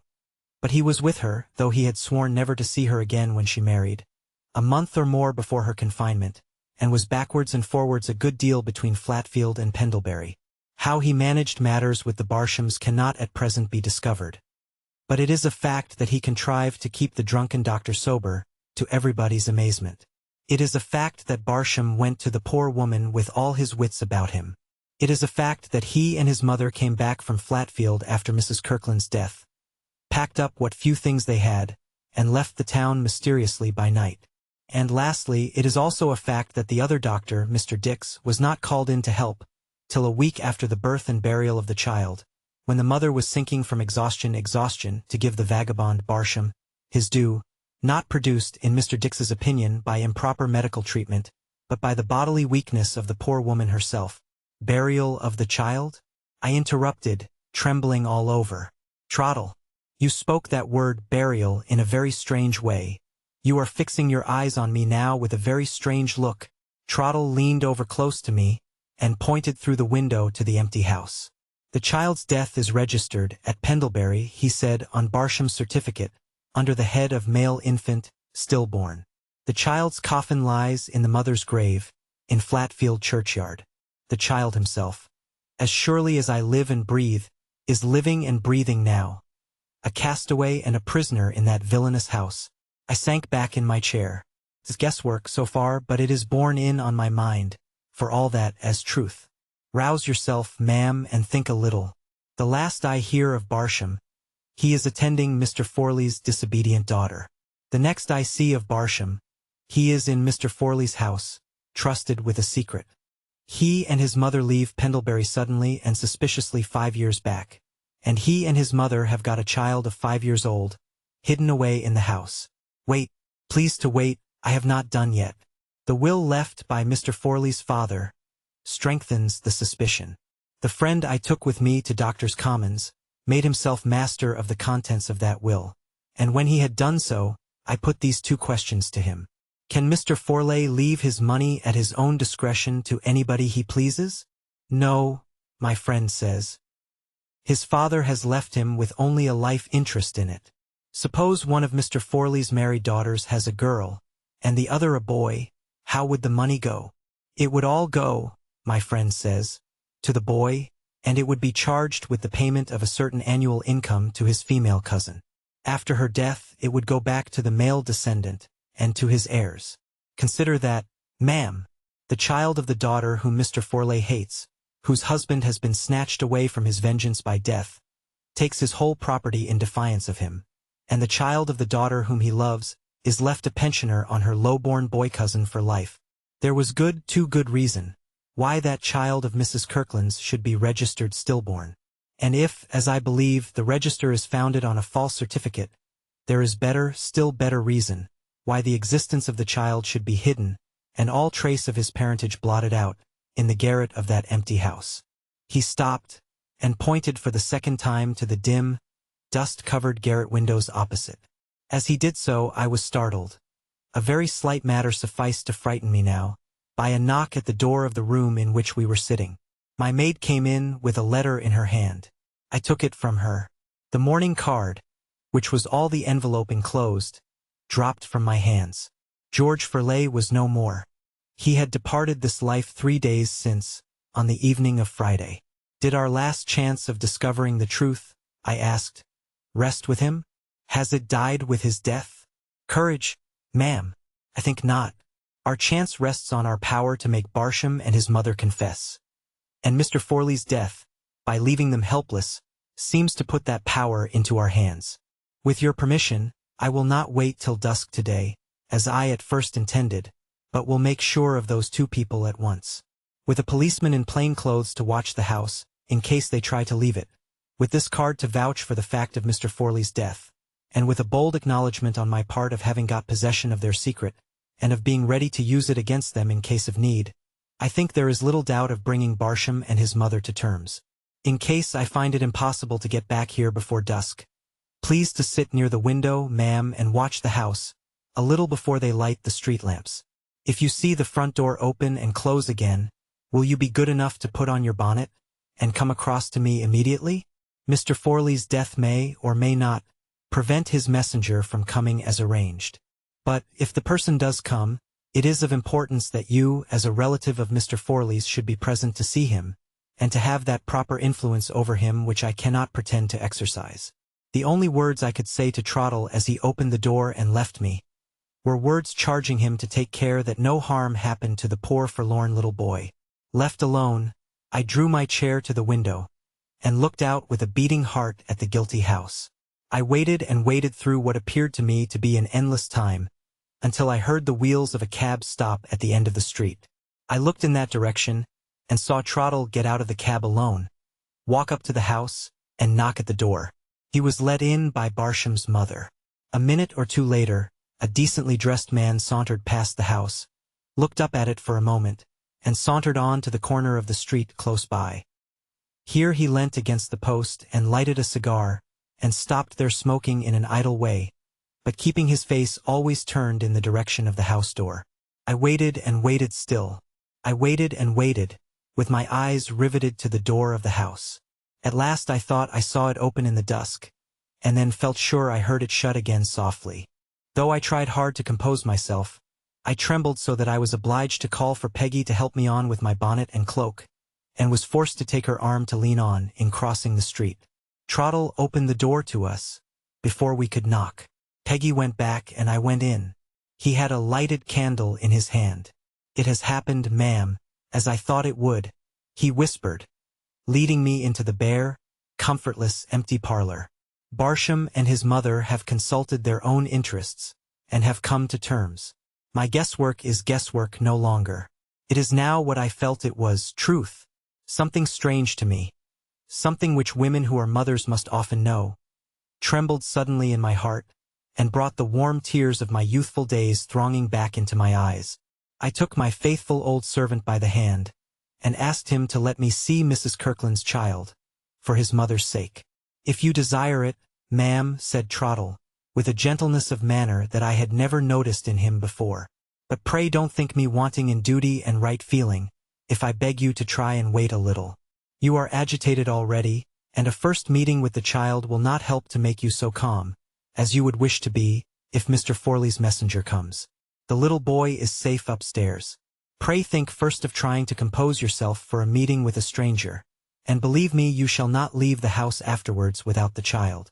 I felt that Trottle was right, and sat down as patiently as I could in a chair he had thoughtfully placed ready for me. I was so horrified at the discovery of my own relation's wickedness that when Trottle proposed to make me acquainted with the confession wrung from Barsham and his mother, I begged him to spare me all details, and only to tell me what was necessary about George Forley. All that can be said for Mr. Forley, ma'am, is that he was just scrupulous enough to hide the child's existence and blot out its parentage here, instead of consenting at the first to its death or afterwards, when the boy grew up, to turning him adrift, absolutely helpless in the world. The fraud has been managed, ma'am, with the cunning of Satan himself.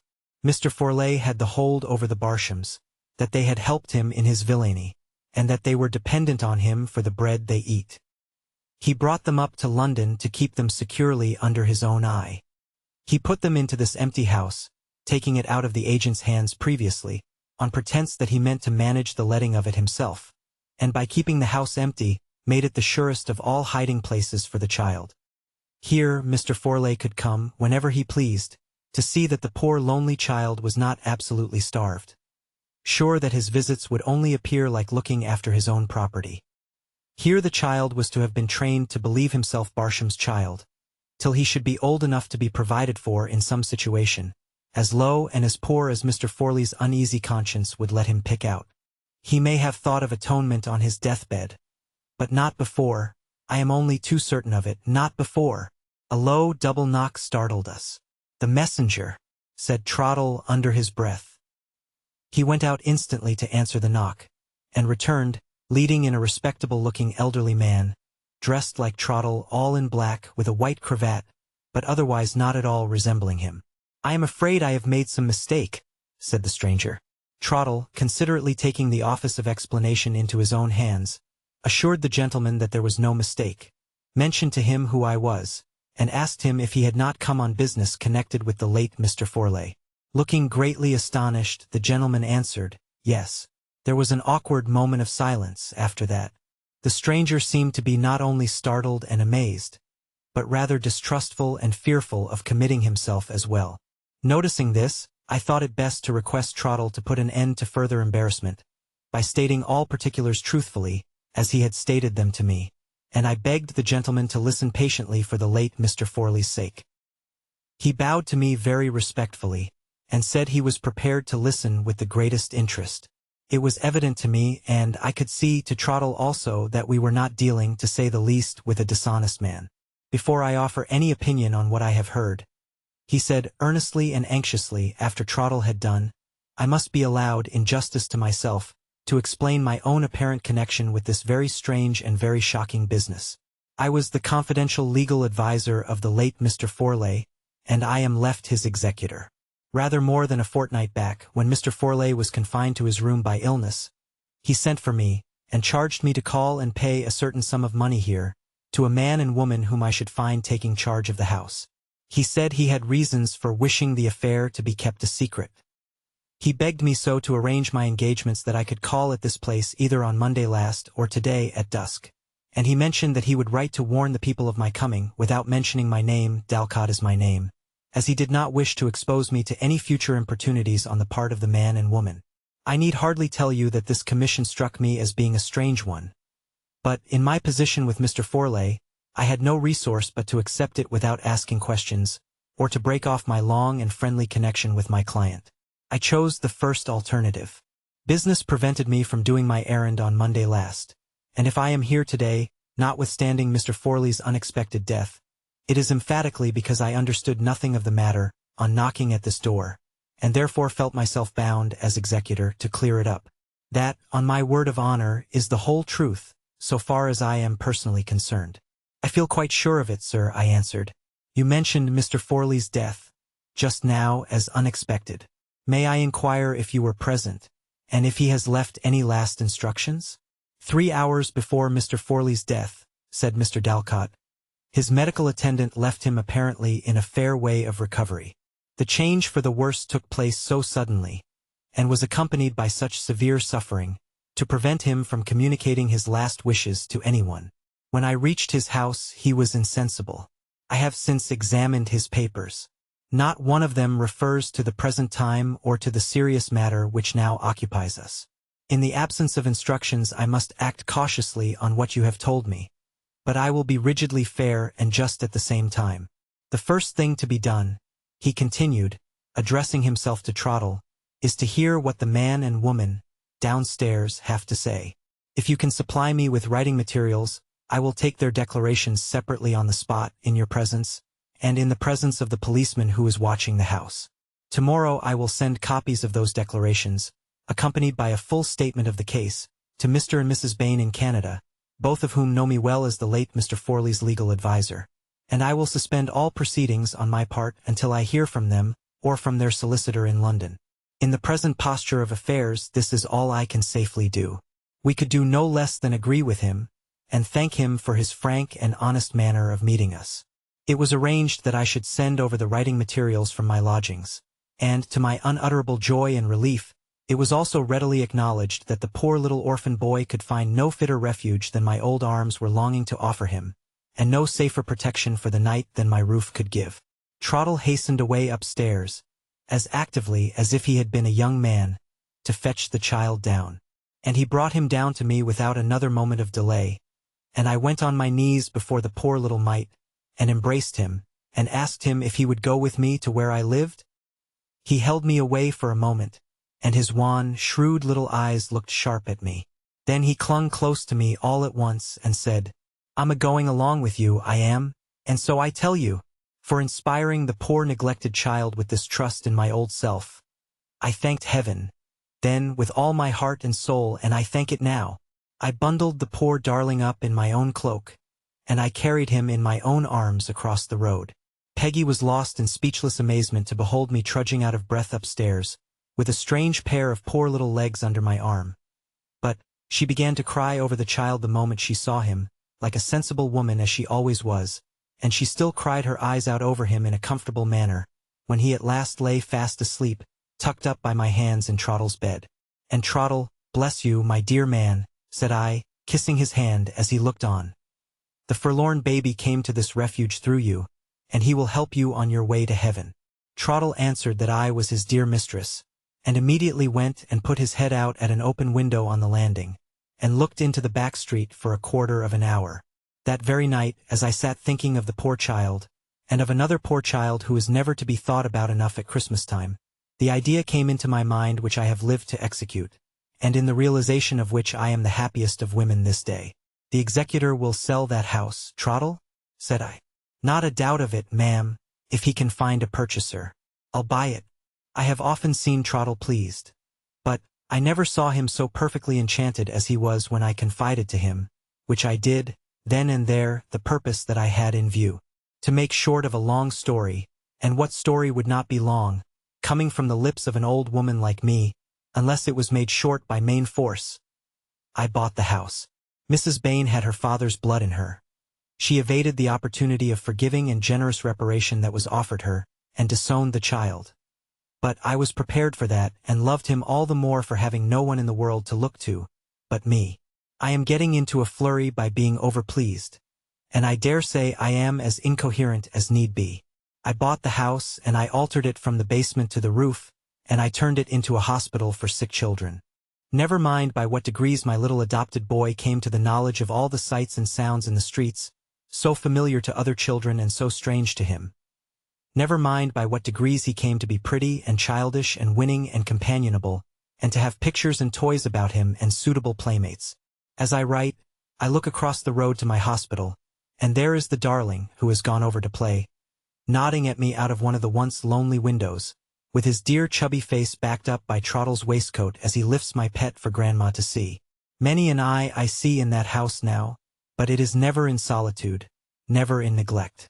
Many an eye I see in that house now, that is more and more radiant every day with the light of returning health. As my precious darling has changed beyond description for the brighter and the better, so do the not less precious darlings of poor women change in that house every day in the year, for which I humbly thank that gracious being whom the restorer of the widow's son and of the ruler's daughter instructed all mankind to call their father. I lived for a whole month in a flurry that was always getting worse. Towers's prescriptions, which I had brought to London with me, were of no more use than nothing. In the cold winter sunlight, in the thick winter fog, in the black winter rain, in the white winter snow, the house was equally on my mind. I have heard, as everybody else has, of a spirit's haunting a house, but I have had my own personal experience of a house's haunting a spirit, for that house haunted mine. In all that month's time, I never saw anyone go into the house nor come out of the house. I supposed that such a thing must take place sometimes, in the dead of the night or the glimmer of the morning. But I never saw it done. I got no relief from having my curtains drawn when it came on dark, and shutting out the house. The eye then began to shine in my fire. I am a single old woman. I should say at once, without being at all afraid of the name, I am an old maid, only that I am older than the phrase would express. The time was when I had my love trouble, but it is long and long ago. He was killed at sea, dear heaven rest his blessed head, when I was 25. I have all my life, since ever I can remember, been deeply fond of children. I have always felt such a love for them, that I have had my sorrowful and sinful times when I have fancied something must have gone wrong in my life. Something must have been turned aside from its original intention, I mean, or I should have been the proud and happy mother of many children, and a fond old grandmother this day.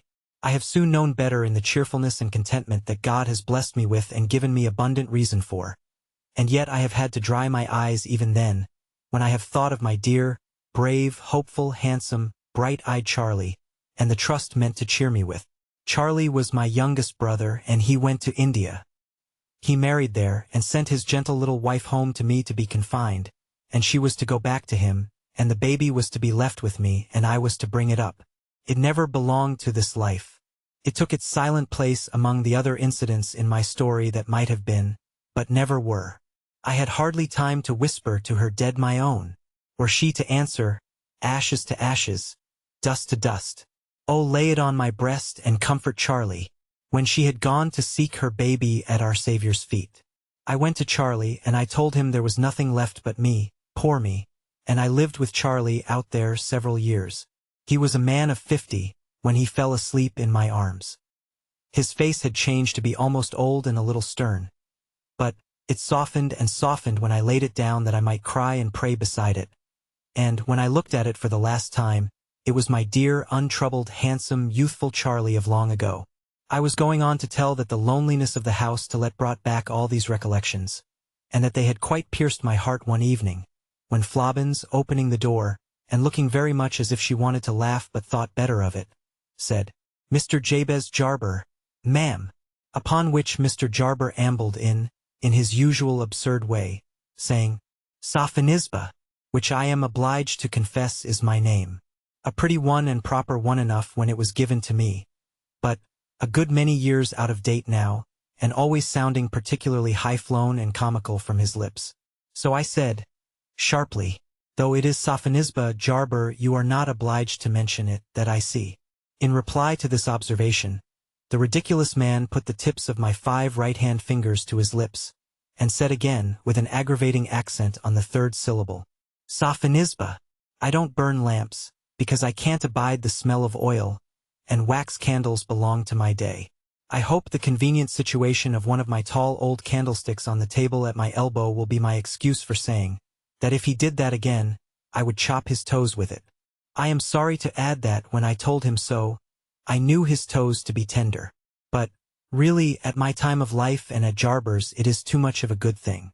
There is an orchestra still standing in the open air at the Wells, before which, in the presence of a throng of fine company, I have walked a minuet with Jarber.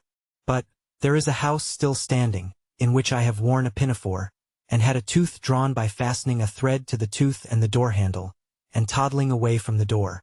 And how should I look now, at my years, in a pinafore or having a door for my dentist?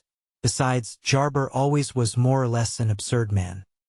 He was sweetly dressed and beautifully perfumed, and many girls of my day would have given their ears for him, though I am bound to add that he never cared a fig for them, or their advances either, and that he was very constant to me. For he not only proposed to me before my love-happiness ended in sorrow, but afterwards too, not once nor yet twice, nor will we say how many times. However many they were, or however few they were, the last time he paid me that compliment was immediately after he had presented me with a digestive dinner pill stuck on the point of a pin. And I said on that occasion, laughing heartily, "Now, Jarber, if you don't know that 2 people whose united ages would make about 150, have got to be old, I do, and I beg to swallow this nonsense in the form of this pill, which I took on the spot, and I request to hear no more of it." After that, he conducted himself pretty well. He was always a little squeezed man, was Jarber, in little sprigged waistcoats, and he had always little legs and a little smile, and a little voice and little roundabout ways. As long as I can remember him, he was always going little errands for people, and carrying little gossip. At this present time, when he called me Sophonisba, he had a little old-fashioned lodging in that new neighborhood of mine. I had not seen him for 2 or 3 years, but I had heard that he still went out with a little perspective glass and stood on doorsteps in St. James's Street, to see the nobility go to court, and went in his little cloak and galoshes outside Willis's rooms to see them go to Almack's, and caught the frightfulest colds, and got himself trodden upon by coachmen and linkmen, until he went home to his landlady a mass of bruises, and had to be nursed for a month. Jarber took off his little fur-collared cloak, and sat down opposite me, with his little cane and hat in his hand. "Let us have no more Sophonisbaying, if you please, Jarber," I said. "Call me Sarah. How do you do? I hope you are pretty well." "Thank you. And you?" said Jarber. "I am as well as an old woman can expect to be."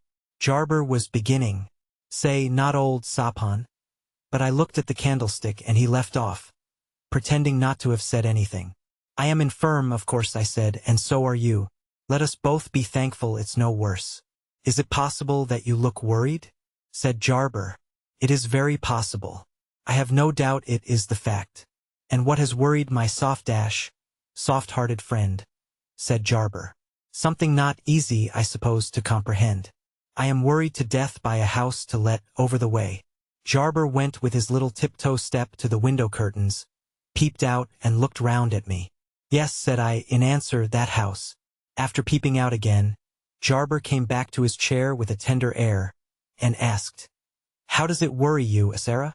It is a mystery to me, said I. Of course every house is a mystery more or less.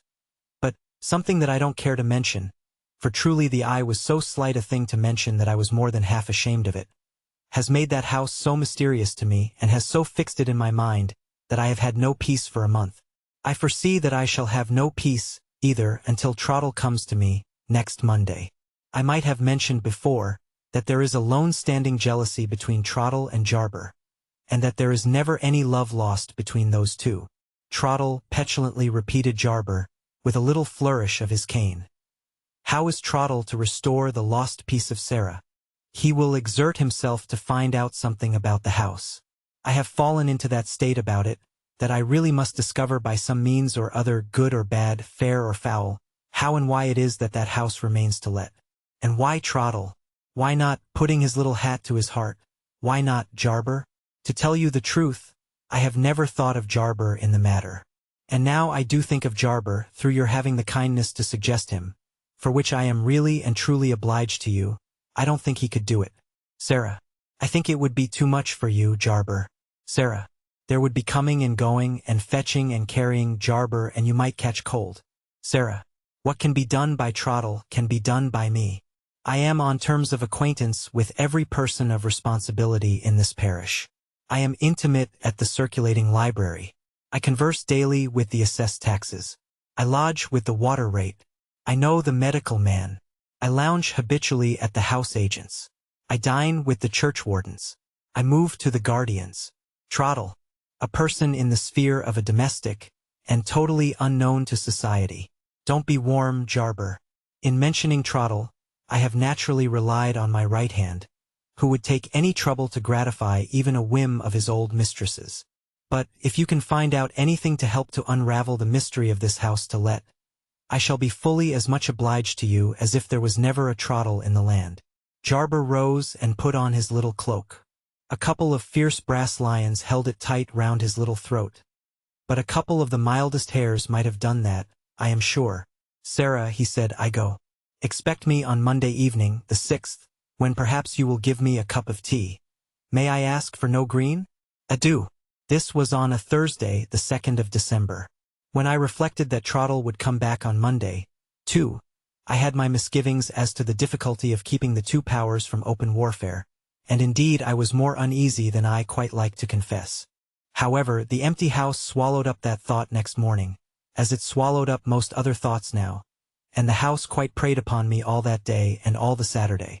It was a very wet Sunday, raining and blowing from morning to night. When the bells rang for afternoon church, they seemed to ring in the commotion of the puddles as well as in the wind, and they sounded very loud and dismal indeed, and the street looked very dismal indeed, and the house looked dismalest of all. I was reading my prayers near the light, and my fire was growing in the darkening window-glass, when, looking up as I prayed for the fatherless children and widows and all who were desolate and oppressed, I saw the eye again. It passed in a moment as it had done before, but this time I was inwardly more convinced that I had seen it. Well, to be sure, I had a night that night. Whenever I closed my own eyes, it was to see eyes. Next morning, at an unreasonably, and I should have said, but for that railroad, an impossibly early hour, comes Trottle. As soon as he had told me all about the wells, I told him all about the house. He listened with as great interest and attention as I could possibly wish, until I came to Jabez Jarber, when he cooled in an instant, and became opinionated. Now, Trottle, I said, pretending not to notice, when Mr. Jarber comes back this evening, we must all lay our heads together. I should hardly think that would be wanted, ma'am. Mr. Jarber's head is surely equal to anything. Being determined not to notice, I said again, that we must all lay our heads together. Whatever you order, ma'am, shall be obeyed. Still, it cannot be doubted, I should think, that Mr. Jarber's head is equal, if not superior, to any pressure that can be brought to bear upon it. This was provoking, and his way, when he came in and out all through the day, of pretending not to see the house to let, was more provoking still. However, being quite resolved not to notice, I gave no sign whatever that I did notice. But when evening came and he showed in Jarber, and when Jarber wouldn't be helped off with his cloak, and poked his cane into cane chairbacks and china ornaments in his own eye, in trying to unclasp his brazen lions of himself, which he couldn't do after all, I could have shaken them both. As it was, I only shook the teapot and made the tea. Jarber had brought from under his cloak a roll of paper, with which he had triumphantly pointed over the way, like the ghost of Hamlet's father appearing to the late Mr. Kemble, and which he had laid on the table. "A discovery?" said I, pointing to it when he was seated and had got his teacup at. "Don't go, Trottle." "The first of a series of discoveries," answered Jarber. "Account of a former tenant, compiled from the water rate, and medical man don't go, Trottle," I repeated, for I saw him making imperceptibly to the door. "Begging your pardon, ma'am, I might be in Mr. Jarber's way?" Jarber looked that he decidedly thought he might be. I relieved myself with a good angry croak, and said, always determined not to notice, "Have the goodness to sit down, if you please, Trottle. I wish you to hear this." Trottle bowed in the stiffest manner, and took the remotest chair he could find. Even that, he moved close to the draught from the keyhole of the door. Firstly, Jarber began, after sipping his tea, "Would my sapon." "Begin again, Jarber," said I.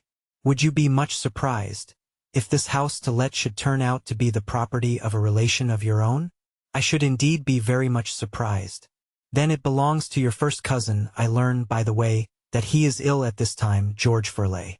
"Then that is a bad beginning." "I cannot deny that George Furley stands in the relation of first cousin to me, but I hold no communication with him. George Furley has been a hard, bitter, stony father to a child now dead. George Furley was most implacable and unrelenting to one of his two daughters who made a poor marriage. George Furley brought all the weight of his band to bear as heavily against that crushed thing, as he brought it to bear lightly, favoringly, and advantageously upon her sister, who made a rich marriage. I hope that, with the measure George Furley meted, it may not be measured out to him again. I will give George Furley no worse wish. I was strong upon the subject, and I could not keep the tears out of my eyes. For that young girl's was a cruel story, and I had dropped many a tear over it before. "The house being George Furley's," said I, "is almost enough to account for there being a fate upon it, if fate there is. Is there anything about George Furley in those sheets of paper?" "Not a word." "I am glad to hear it. Please to read on. Trottle, why don't you come nearer? Why do you sit mortifying yourself in those Arctic regions? Come nearer." "Thank you, ma'am. I am quite near enough to Mr. Jarber." Jarber rounded his chair, to get his back full to my opinionated friend and servant, and, beginning to read, tossed the words at him over his, Jabez Jarber's, own ear and shoulder. He read what follows: "The Manchester marriage. Mr. and Mrs. Openshaw came from Manchester to London and took the house to let. He had been, what is called in Lancashire, a salesman for a large manufacturing firm, who were extending their business, and opening a warehouse in London, where Mr. Openshaw was now to superintend the business. He rather enjoyed the change of residence, having a kind of curiosity about London, which he had never yet been able to gratify in his brief visits to the metropolis. At the same time he had an odd, shrewd contempt for the inhabitants, whom he had always pictured to himself as fine, lazy people, caring nothing but for fashion and aristocracy, and lounging away their days in Bond Street and such places, ruining good English and ready in their turn to despise him as a provincial. The hours that the men of business kept in the city scandalized him too, accustomed as he was to the early dinners of Manchester folk, and the consequently far longer evenings. Still, he was pleased to go to London, though he would not for the world have confessed it, even to himself, and always spoke of the step to his friends as one demanded of him by the interests of his employers, and sweetened to him by a considerable increase of salary. His salary indeed was so liberal that he might have been justified in taking a much larger house than this one, Had he not thought himself bound to set an example to Londoners of how little a Manchester man of business cared for show? Inside, however, he furnished the house with an unusual degree of comfort, and, in the winter time, he insisted on keeping up as large fires as the grates would allow, in every room where the temperature was in the least chilly. Moreover, his northern sense of hospitality was such, that, if he were at home, he could hardly suffer a visitor to leave the house without forcing meat and drink upon him. Every servant in the house was well warmed, well fed, and kindly treated, for their master scorned all petty saving in aught that conduced to comfort, while he amused himself by following out all his accustomed habits and individual ways in defiance of what any of his new neighbors might think. His wife was a pretty, gentle woman, of suitable age and character. He was 42, she 35. He was loud and decided, she soft and yielding. They had 2 children, or rather, I should say, she had 2. For the elder, a girl of 11, was Mrs. Openshaw's child by Frank Wilson, her first husband. The younger was a little boy, Edwin, who could just prattle, and to whom his father delighted to speak in the broadest and most unintelligible Lancashire dialect, in order to keep up what he called the true Saxon accent. Mrs. Openshaw's Christian name was Alice, and her first husband had been her own cousin. She was the orphan niece of a sea captain in Liverpool. A quiet, grave little creature, of great personal attraction when she was 15 or 16, with regular features and a blooming complexion. But she was very shy, and believed herself to be very stupid and awkward, and was frequently scolded by her aunt, her own uncle's second wife. So when her cousin, Frank Wilson, came home from a long absence at sea, and first was kind and protective to her, secondly, attentive, and thirdly, desperately in love with her, she hardly knew how to be grateful enough to him. It is true she would have preferred his remaining in the first or second stages of behavior, for his violent love puzzled and frightened her. Her uncle neither helped nor hindered the love affair, though it was going on under his own eyes. Frank's stepmother had such a variable temper, that there was no knowing whether what she liked one day she would like the next or not. At length she went to such extremes of crossness, that Alice was only too glad to shut her eyes and rush blindly at the chance of escape from domestic tyranny offered her by a marriage with her cousin, and, liking him better than anyone in the world except her uncle, who was at this time at sea, she went off one morning and was married to him, her only bridesmaid being the housemaid at her aunt's. She comforted her young master and mistress by pleasant prophecies of the time when they would have a household of their own, of which, in whatever service she might be in the meantime, she should be sure to form part. Almost the last action Frank Wilson did, before setting sail, was going with Alice to see Nora once more at her mother's house. And then he went away. Alice's father-in-law grew more and more feeble as winter advanced. She was of great use to her stepmother in nursing and amusing him, and, although there was anxiety enough in the household, there was perhaps more of peace than there had been for years. For Mrs. Wilson had not a bad heart, and was softened by the visible approach of death to one whom she loved, and touched by the lonely condition of the young creature, expecting her first confinement in her husband's absence. To this relenting mood Nora owed the permission to come and nurse Alice when her baby was born, and to remain to attend on Captain Wilson. Before one letter had been received from Frank, who had sailed for the East Indies and China, his father died. Alice was always glad to remember that he had held her baby in his arms, and kissed and blessed it before his death. After that, and the consequent examination into the state of his affairs, it was found that he had left far less property than people had been led by his style of living to imagine, and what money there was all settled upon his wife, and at her disposal after her death. This did not signify much to Alice, as Frank was now first mate of his ship, and, in another voyage or two, would be captain. Meanwhile he had left her some hundreds, all his savings, in the bank. It became time for Alice to hear from her husband. One letter from the Cape she had already received. The next was to announce his arrival in India. As week after week passed over, and no intelligence of the ship's arrival reached the office of the owners, and the captain's wife was in the same state of ignorant suspense as Alice herself, her fears grew most oppressive. At length the day came when, in reply to her inquiry at the shipping office, they told her that the owners had given up hope of ever hearing more of the Betsy Jane, and had sent in their claim upon the underwriters.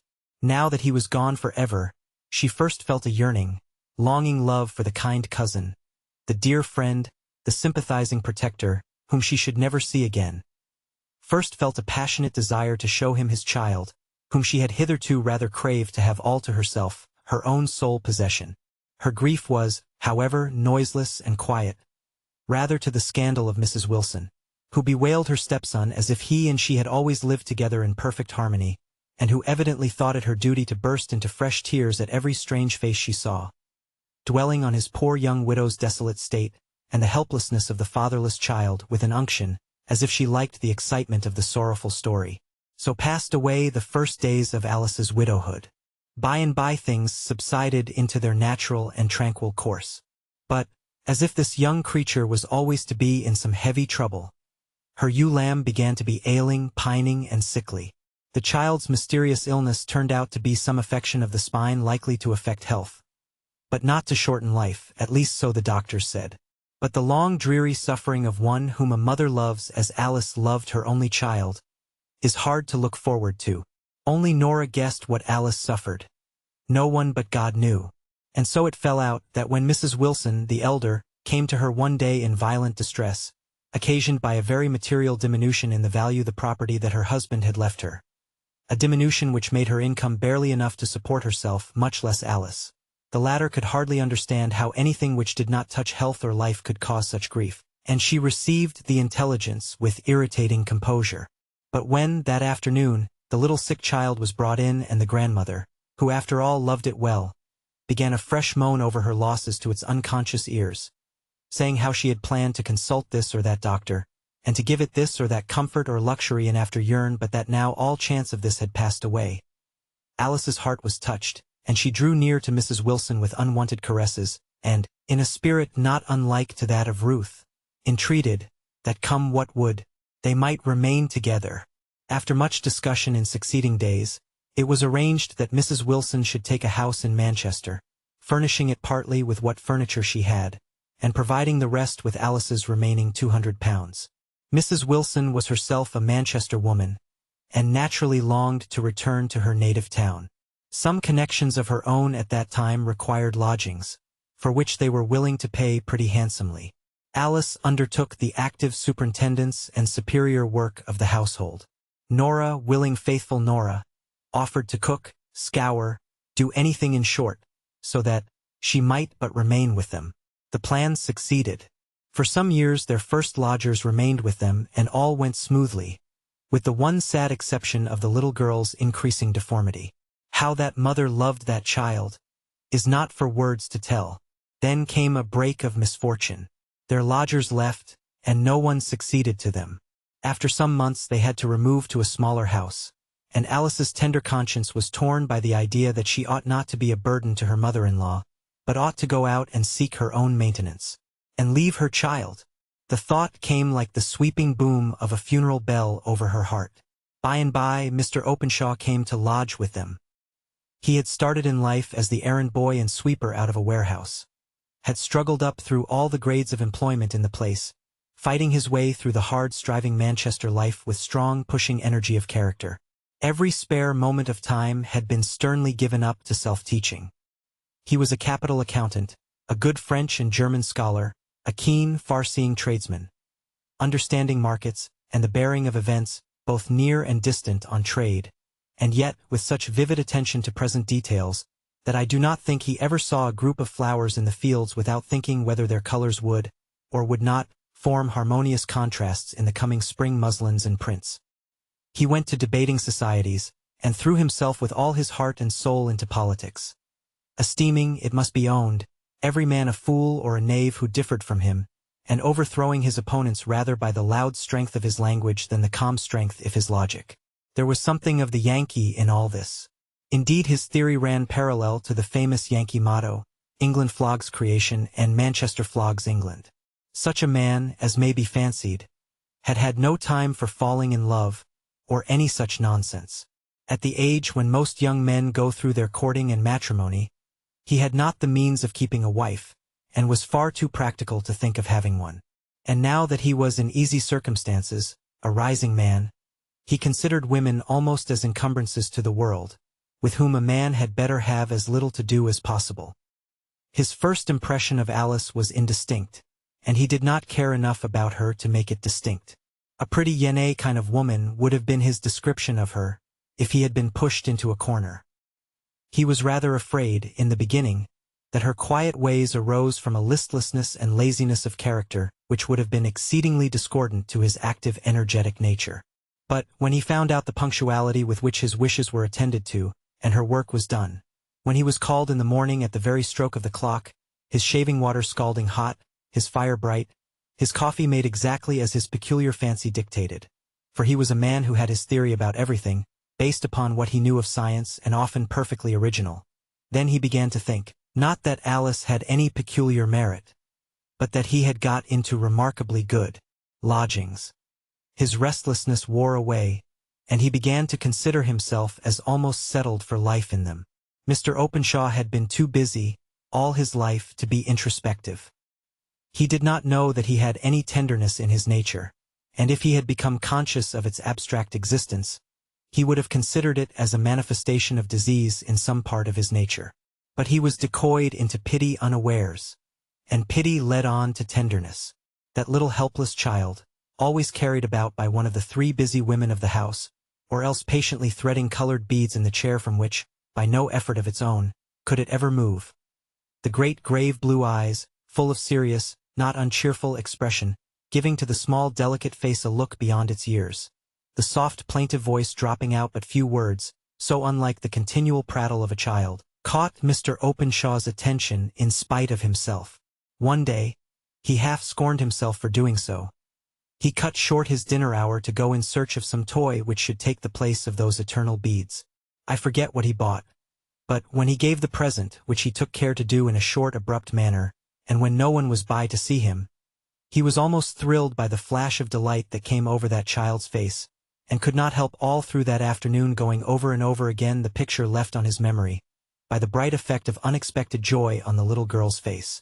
When he returned home, he found his slippers placed by his sitting-room fire, and even more careful attention paid to his fancies than was habitual in those model lodgings. When Alice had taken the last of his tea-things away, she had been silent as usual till then. She stood for an instant with the door in her hand. Mr. Openshaw looked as if he were deep in his book, though in fact he did not see a line, but was heartily wishing the woman would be gone, and not make any palaver of gratitude. But she only said, "I am very much obliged to you, sir. Thank you very much," and was gone. Even before he could send her away with a "There, my good woman, that's enough." For some time longer he took no apparent notice of the child. He even hardened his heart into disregarding her sudden flush of color, and little timid smile of recognition, when he saw her by chance. But, after all, this could not last forever, and, having a second time given way to tenderness, there was no relapse. The insidious enemy having thus entered his heart, in the guise of compassion to the child, soon assumed the more dangerous form of interest in the mother.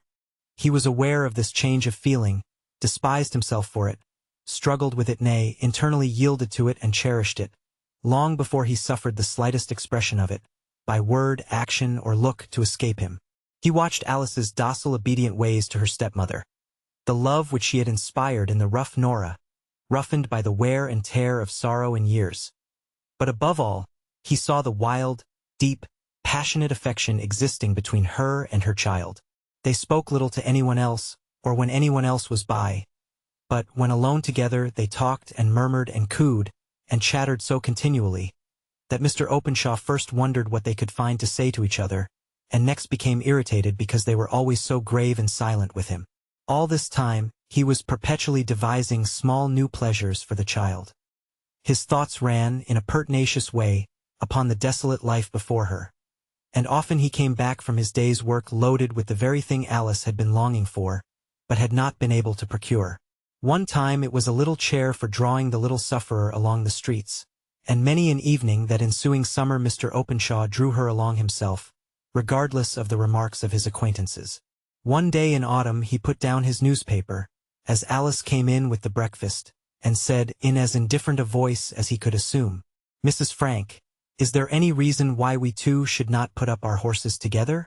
Alice stood still in perplexed wonder. What did he mean? He had resumed the reading of his newspaper, as if he did not expect any answer. So she found silence her safest course, and went on quietly arranging his breakfast without another word passing between them. Just as he was leaving the house to go to the warehouse as usual, he turned back and put his head into the bright, neat, tidy kitchen, where all the women breakfasted in the morning. "You'll think of what I said, Mrs. Frank," this was her name with the lodgers, "and let me have your opinion upon it tonight." Alice was thankful that her mother and Nora were too busy talking together to attend much to this speech. She determined not to think about it at all through the day, and, of course, the effort not to think made her think all the more. At night she sent up Nora with his tea. But Mr. Openshaw almost knocked Nora down as she was going out at the door, by pushing past her and calling out Mrs. Frank, in an impatient voice, at the top of the stairs. Alice went up, rather than seem to have affixed too much meaning to his words. "Well, Mrs. Frank," he said, "what answer? Don't make it too long, for I have lots of office work to get through tonight." "I hardly know what you meant, sir," said truthful Alice. "Well, I should have thought you might have guessed. You're not new at this sort of work, and I am. However, I'll make it plain this time. Will you have me to be thy wedded husband, and serve me, and love me, and honor me, and all that sort of thing? Because if you will, I will do as much by you, and be a father to your child, and that's more than is put in the prayer book. Now, I'm a man of my word, and what I say I feel, and what I promise I'll do. Now, for your answer." Alice was silent. He began to make the tea, as if her reply was a matter of perfect indifference to him. But as soon as that was done, he became impatient. "Well," said he, "how long, sir? May I have to think over it?" "3 minutes." Looking at his watch. "You've had 2 already, that makes 5. Be a sensible woman, say yes and sit down to tea with me and we'll talk it over together. For after tea I shall be busy. Say no," he hesitated a moment to try and keep his voice in the same tone, "and I shan't say another word about it, but pay up a year's rent for my rooms tomorrow and be off. Time's up. Yes or no?" "If you please, sir. You have been so good to little Ilse. There, sit down comfortably by me on the sofa, and let us have our tea together. I am glad to find you are as good and sensible as I took you for." And this was Alice Wilson's second wooing. Mr. Openshaw's will was too strong, and his circumstances too good, for him not to carry all before him.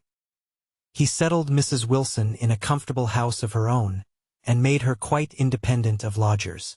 The little that Alice said with regard to future plans was in Nora's behalf. "No," said Mr. Openshaw.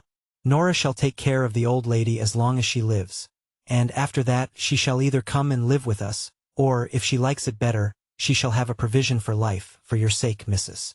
No one who has been good to you or the child shall go unrewarded. But even the little one will be better for some fresh stuff about her. Get her a bright, sensible girl as a nurse. One who won't go rubbing her with calf's foot jelly as Nora does, wasting good stuff outside that ought to go in, but will follow doctor's directions, which, as you must see pretty clearly by this time, Nora won't, because they give the poor little wench pain. Now, I'm not above being nesh for other folks myself. I can stand a good blow and never change color. But, set me in the operating room in the infirmary, and I turn as sick as a girl. Yet, if need were, I would hold the little wench on my knees while she screeched with pain, if it were to do her poor back good. Nay, nay, wench, keep your white looks for the time when it comes. I don't say it ever will. But this I know, Nora will spare the child and cheat the doctor if she can. Now, I say, give the bairn a year or two's chance, and then, when the pack of doctors have done their best, and maybe the old lady has gone, we'll have Nora back or do better for her. The pack of doctors could do no good to little Ilse. She was beyond their power. But her father, for so he insisted on being called, and also on Alice's no longer retaining the appellation of Mamma, but becoming henceforward Mother, by his healthy cheerfulness of manner, his clear decision of purpose, his odd turns and quirks of humor, added to his real strong love for the helpless little girl, infused a new element of brightness and confidence into her life, and, though her back remained the same, her general health was strengthened, and Alice, never going beyond a smile, herself, had the pleasure of seeing her child taught to laugh.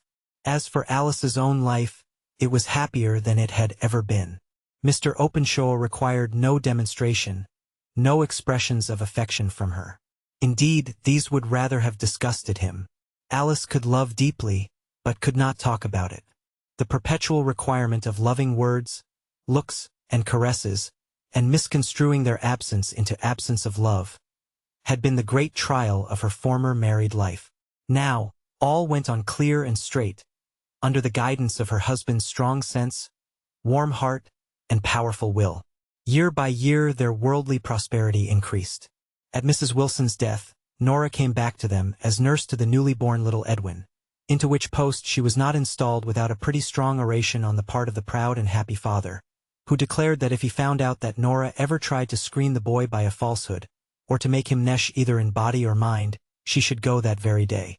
Nora and Mr. Openshaw were not on the most thoroughly cordial terms, neither of them fully recognizing or appreciating the other's best qualities. This was the previous history of the Lancashire family who had now removed to London, and had come to occupy the house. They had been there about a year, when Mr. Openshaw suddenly informed his wife that he had determined to heal long-standing feuds, and had asked his uncle and Aunt Chadwick to come and pay them a visit and see London. Mrs. Openshaw had never seen this uncle and aunt of her husband's. Years before she had married him, there had been a quarrel. All she knew was that Mr. Chadwick was a small manufacturer in a country town in South Lancashire. She was extremely pleased that the breach was to be healed, and began making preparations to render their visit pleasant. They arrived at last. Going to see London was such an event to them, that Mrs. Chadwick had made all new linen fresh for the occasion from nightcaps downwards, and as for gowns, ribbons, and collars, she might have been going into the wilds of Canada where never a shop is, so large was her stock. A fortnight before the day of her departure for London, she had formally called to take leave of all her acquaintance, saying she should need all the intermediate time for packing up. It was like a second wedding in her imagination, and, to complete the resemblance which an entirely new wardrobe made between the two events, her husband brought her back from Manchester, on the last market day before they set off, a gorgeous pearl and amethyst brooch, saying Lunnon should see that Lancashire folks knew a handsome thing when they saw it. Nora and he looked at each other, gradual recognition coming into their eyes. "Nora?" at length he asked. "Who are you?" asked Nora, with the sharp tones of alarm and incredulity.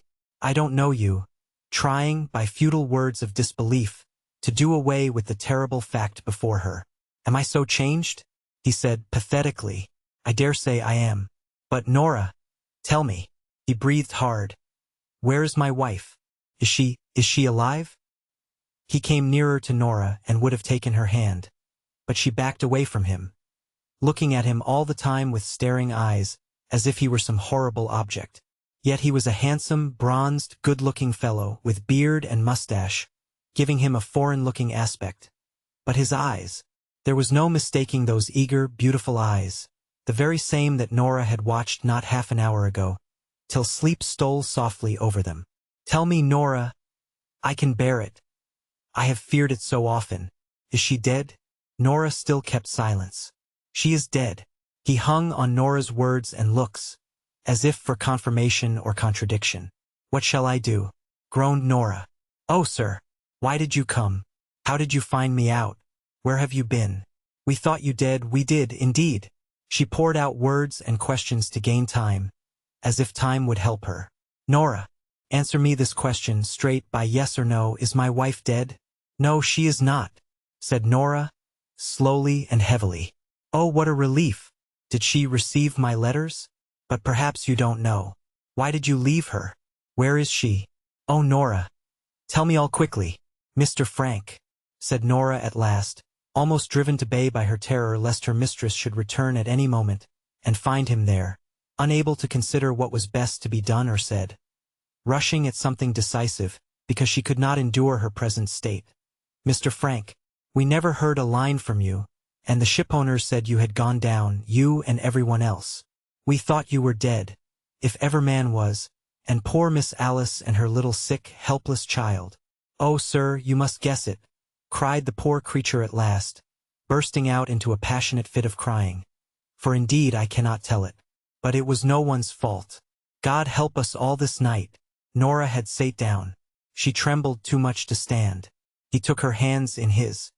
He squeezed them hard, as if by physical pressure, the truth could be wrung out. "Nora," this time his tone was calm, stagnant as despair. "She has married again." Nora shook her head sadly. The grasp slowly relaxed. The man had fainted. There was brandy in the room. Nora forced some drops into Mr. Frank's mouth, chafed his hands, and, when mere animal life returned, before the mind poured in its flood of memories and thoughts, she lifted him up and rested his head against her knees. Then she put a few crumbs of bread taken from the supper table, soaked in brandy, into his mouth. Suddenly he sprang to his feet. "Where is she? Tell me this instant." He looked so wild, so mad, so desperate, that Nora felt herself to be in bodily danger. But her time of dread had gone by. She had been afraid to tell him the truth, and then she had been a coward. Now, her wits were sharpened by the sense of his desperate state. He must leave the house. She would pity him afterwards, but now she must rather command and upbraid. For he must leave the house before her mistress came home. That one necessity stood clear before her. She is not here. That is enough for you to know. Nor can I say exactly where she is, which was true to the letter if not to the spirit. Go away, and tell me where to find you tomorrow, and I will tell you all. My master and mistress may come back at any minute, and then what would become of me with a strange man in the house? Such an argument was too petty to touch his excited mind. I don't care for your master and mistress. If your master is a man, he must feel for me, poor shipwrecked sailor that I am, kept for years a prisoner amongst savages, always thinking of my wife and my home, dreaming of her by night, talking to her, though she could not hear, by day. I loved her more than all heaven and earth put together. Tell me where she is, this instant, you wretched woman, who salved over her wickedness to her, as you do to me." The clock struck 10. Desperate positions require desperate measures. "If you will leave the house now, I will come to you tomorrow and tell you all. What is more, you shall see your child now. She lies sleeping upstairs. Oh, sir, you have a child, you do not know that as yet. A little weakly girl, with just a heart and soul beyond her years. We have reared her up with such care. We watched her, for we thought for many a year she might die any day, and we tended her, and no hard thing has come near her, and no rough word has ever been said to her. And now you come and will take her life into your hand, and will crush it. Strangers to her have been kind to her, but her own father, Mr. Frank, I am her nurse, and I love her, and I tend her, and I would do anything for her that I could. Her mother's heart beats as hers beats, and, if she suffers a pain, her mother trembles all over. If she is happy, it is her mother that smiles and is glad. If she is growing stronger, her mother is healthy. If she dwindles, her mother languishes. If she dies, well, I don't know. It is not everyone can lie down and die when they wish it. Come upstairs, Mr. Frank, and see your child. Seeing her will do good to your poor heart. Then go away, in God's name, just this one night. Tomorrow, if need be, you can do anything. Kill us all if you will, or show yourself a great grand man, whom God will bless for ever and ever. Come, Mr. Frank. The look of a sleeping child is sure to give peace." She led him upstairs, at first almost helping his steps, till they came near the nursery door. She had almost forgotten the existence of little Edwin. It struck upon her with a fright as the shaded light fell upon the other cot, but she skillfully threw that corner of the room into darkness, and let the light fall on the sleeping Ilse. The child had thrown down the coverings, and her deformity, as she lay with her back to them, was plainly visible through her slight nightgown. Her little face, deprived of the luster of her eyes, looked wan and pinched, and had a pathetic expression in it, even as she slept. The poor father looked and looked with hungry, wistful eyes, into which the big tears came swelling up slowly, and dropped heavily down, as he stood trembling and shaking all over. Nora was angry with herself for growing impatient of the length of time that long lingering gaze lasted. She thought that she waited for full half an hour before Frank stirred. And then, instead of going away, he sank down on his knees by the bedside, and buried his face in the clothes. Little Ilse stirred uneasily. Nora pulled him up in terror. She could afford no more time even for prayer in her extremity of fear, for surely the next moment would bring her mistress home. She took him forcibly by the arm, but, as he was going, his eye lighted on the other bed. He stopped. Intelligence came back into his face. His hands clenched. "His child?" he asked. "Her child," replied Nora. "God watches over him," said she instinctively. for Frank's looks excited her fears, and she needed to remind herself of the protector of the helpless. God has not watched over me, he said in despair, his thoughts apparently recoiling on his own desolate, deserted state. But Nora had no time for pity. Tomorrow she would be as compassionate as her heart prompted. At length she guided him downstairs and shut the outer door and bolted it, as if by bolts to keep out facts. Then she went back into the dining room and effaced all traces of his presence as far as she could. She went upstairs to the nursery and sate there, her head on her hand, thinking what was to come of all this misery. It seemed to her very long before they did return, yet it was hardly 11 o'clock. She so heard the loud, hearty Lancashire voices on the stairs, and, for the first time, she understood the contrast of the desolation of the poor man who had so lately gone forth in lonely despair. It almost put her out of patience to see Mrs. Openshaw come in, calmly smiling, handsomely dressed, happy, easy, to inquire after her children. Did Ilse go to sleep comfortably? She whispered to Nora. Yes. Her mother bent over her, looking at her slumbers with the soft eyes of love. How little she dreamed who had looked on her last. Then she went to Edwin, with perhaps less wistful anxiety in her countenance, but more of pride. She took off her things to go down to supper. Nora saw her no more that night.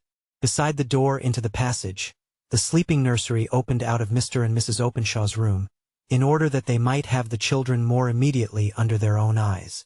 Early the next summer morning Mrs. Openshaw was awakened by Ilse's startled call of "Mother! Mother!"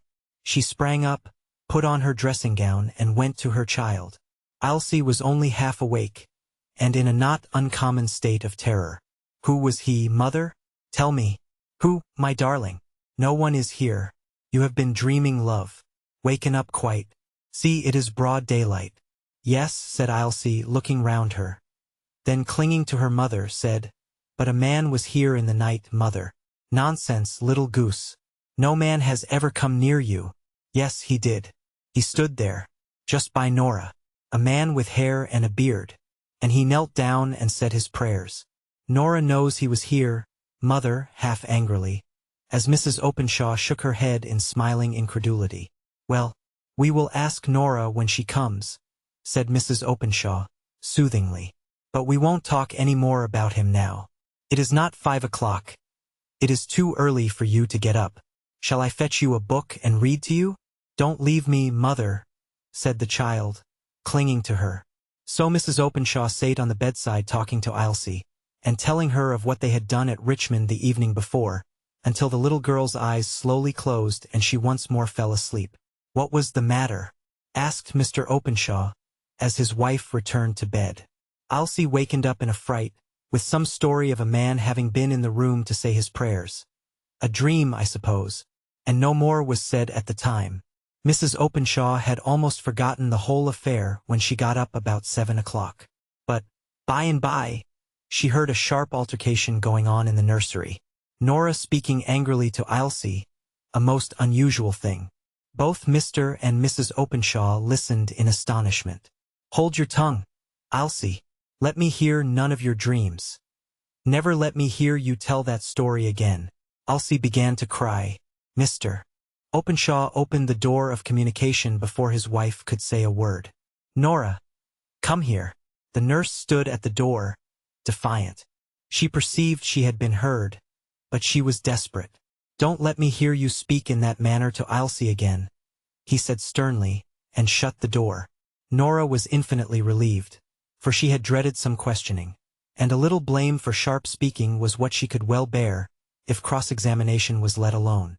Downstairs they went, Mr. Openshaw carrying Ilse, the sturdy Edwin coming step by step, right foot foremost, always holding his mother's hand. Each child was placed in a chair by the breakfast table, and then Mr. and Mrs. Openshaw stood together at the window, awaiting their visitor's appearance and making plans for the day. There was a pause.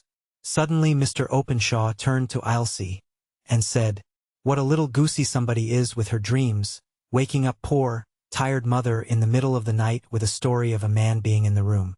"Father, I'm sure I saw him," said Ilse, half crying. "I don't want to make Nora angry, but I was not asleep, for all she says I was.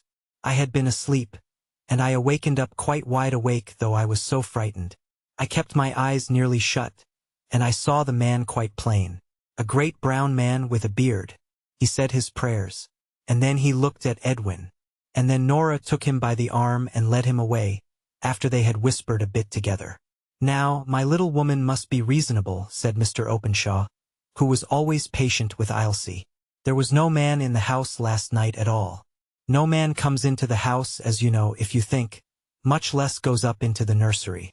But sometimes we dream something has happened, and the dream is so like reality, that you are not the first person, little woman, who has stood out that the thing has really happened." "But, indeed it was not a dream," said Ailsie, beginning to cry. Just then Mr. and Mrs. Chadwick came down, looking grave and discomposed. All during breakfast time they were silent and uncomfortable. As soon as the breakfast things were taken away, and the children had been carried upstairs, Mr. Chadwick began in an evidently preconcerted manner to inquire if his nephew was certain that all his servants were honest. For that Mrs. Chadwick had that morning missed a very valuable brooch, which she had worn the day before. She remembered taking it off when she came home from Buckingham Palace. Mr. Openshaw's face contracted into hard lines. Grew like what it was before he had known his wife and her child. He rang the bell even before his uncle had done speaking. It was answered by the housemaid. "Mary, was anyone here last night while we were away?" "A man, sir, came to speak to Nora." "To speak to Nora? Who was he? How long did he stay?" "I'm sure I can't tell, sir. He came perhaps about 9. I went up to tell Nora in the nursery, and she came down to speak to him. She let him out, sir. She will know who he was and how long he stayed. She waited a moment to be asked any more questions, but she was not, so she went away." A minute afterwards Openshaw made as though he were going out of the room, but his wife laid her hand on his arm. "Do not speak to her before the children," she said, in her low, quiet voice. "I will go up and question her." "No, I must speak to her. You must know," said he, turning to his uncle and aunt, "my missus has an old servant, as faithful as ever woman was, I do believe as far as love goes, but at the same time who does not always speak truth, as even the missus must allow. Now, my notion is, that this Nora of ours has been come over by some good-for-nothing chap, for she's at the time o' life when they say women pray for husbands, any, good Lord, any, and has let him into our house, and the chap has made off with your brooch, and am happen many another thing beside. It's only saying that Nora is soft-hearted, and does not stick at a white lie, that's all, missus." It was curious to notice how his tone, his eyes, his whole face changed as he spoke to his wife, but he was the resolute man through all. She knew better than to oppose him, so she went upstairs and told Nora her master wanted to speak to her, and that she would take care of the children in the meanwhile. Nora rose to go without a word. Her thoughts were these: "If they tear me to pieces they shall never know through me. He may come, and then just Lord have mercy upon us all. For some of us are dead folk to a certainty. But he shall do it. Not me." You may fancy, now, her look of determination as she faced her master alone in the dining-room. Mr. and Mrs. Chadwick having left the affair in their nephew's hands, seeing that he took it up with such vehemence. "Nora, who was that man that came to my house last night?" "Man, sir," as if infinitely surprised, but it was only to gain time. "Yes, the man whom Mary let in, whom she went upstairs to the nursery to tell you about, whom you came down to speak to. The same chap, I make no doubt, whom you took into the nursery to have your talk out with, whom Ailsie saw and afterwards dreamed about, thinking, poor wench, she saw him say his prayers when nothing, I'll be bound, was farther from his thoughts. Who took Mrs. Chadwick's brooch, value £10. Now, Nora, don't go off. I am as sure as that my name's Thomas Openshaw, that you knew nothing of this robbery. But I do think you've been imposed on, and that's the truth. Some good-for-nothing chap has been making up to you, and you've been just like all other women, and have turned a soft place in your heart to him. And he came last night a love-earing, and you had him up in the nursery, and he made use of his opportunities, and made off with a few things on his way down. Come now, Nora. It's no blame to you, only you must not be such a fool again. Tell us," he continued, "what name he gave you, Nora? I'll be bound it was not the right one, but it will be a clue for the police." Nora drew herself up. "You may ask that question and taunt me with my being single and with my credulity as you will, Master Openshaw. You'll get no answer from me. As for the brooch and the story of theft and burglary, if any friend ever came to see me, which I defy you to prove and deny, he'd be just as much above doing such a thing as you yourself, Mr. Openshaw, and more so, too. For I'm not at all sure as everything you have is rightly come by, or would be yours long, if every man had his own. She meant, of course, his wife. But he understood her to refer to his property in goods and chattels. Now, my good woman, said he, I'll just tell you truly, I never trusted you out and out. But my wife liked you, and I thought you had many a good point about you. If you once begin to sauce me, I'll have the police to you, and get out the truth in a court of justice, if you'll not tell it me quietly and civilly here. Now the best thing you can do is quietly to tell me who the fellow is. Look here. A man comes to my house, asks for you, you take him upstairs, a valuable brooch is missing next day. We know that you and Mary and Cook are honest, but you refuse to tell us who the man is. Indeed, you've told one lie already about him, saying no one was here last night. Now I just put it to you, what do you think a policeman would say to this, or a magistrate? A magistrate would soon make you tell the truth, my good woman. There's never the creature born that should get it out of me, said Nora. Not unless I choose to tell. I've a great mind to see, said Mr. Openshaw, growing angry at the defiance. Then, checking himself, he thought before he spoke again. Nora, for your missus's sake, I don't want to go to extremities. Be a sensible woman if you can. It's no great disgrace, after all, to have been taken in. I ask you once more, as a friend, who was this man whom you led into my house last night? No answer. He repeated the question in an impatient tone. Still no answer. Nora's lips were set in determination not to speak. Then there is but one thing to be done. I shall send for a policeman. You will not, said Nora, starting forwards. You shall not, sir. No policeman shall touch me. I know nothing of the brooch, but I know this. Ever since I was 24 I have thought more of your wife than of myself. Ever since I saw her, a poor motherless girl put upon in her uncle's house, I have thought more of serving her than of serving myself. I have cared for her and her child, as nobody ever cared for me.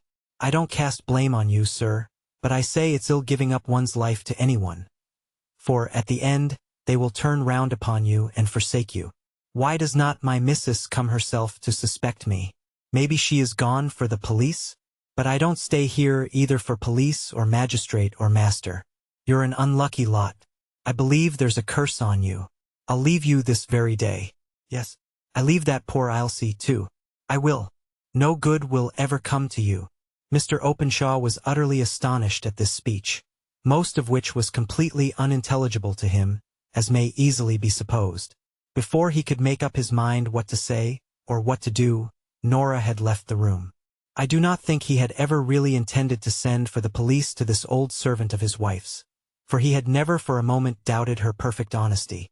But he had intended to compel her to tell him who the man was, and in this he was baffled. He was, consequently, much irritated. He returned to his uncle and aunt in a state of great annoyance and perplexity, and told them he could get nothing out of the woman, that some man had been in the house the night before, but that she refused to tell who he was. At this moment his wife came in, greatly agitated, and asked what had happened to Nora. For that she had put on her things in passionate haste, and had left the house. This looks suspicious, said Mr. Chadwick. It is not the way in which an honest person would have acted. Mr. Openshaw kept silence. He was sorely perplexed. But Mrs. Openshaw turned round on Mr. Chadwick with a sudden fierceness no one ever saw in her before. You don't know Nora, uncle.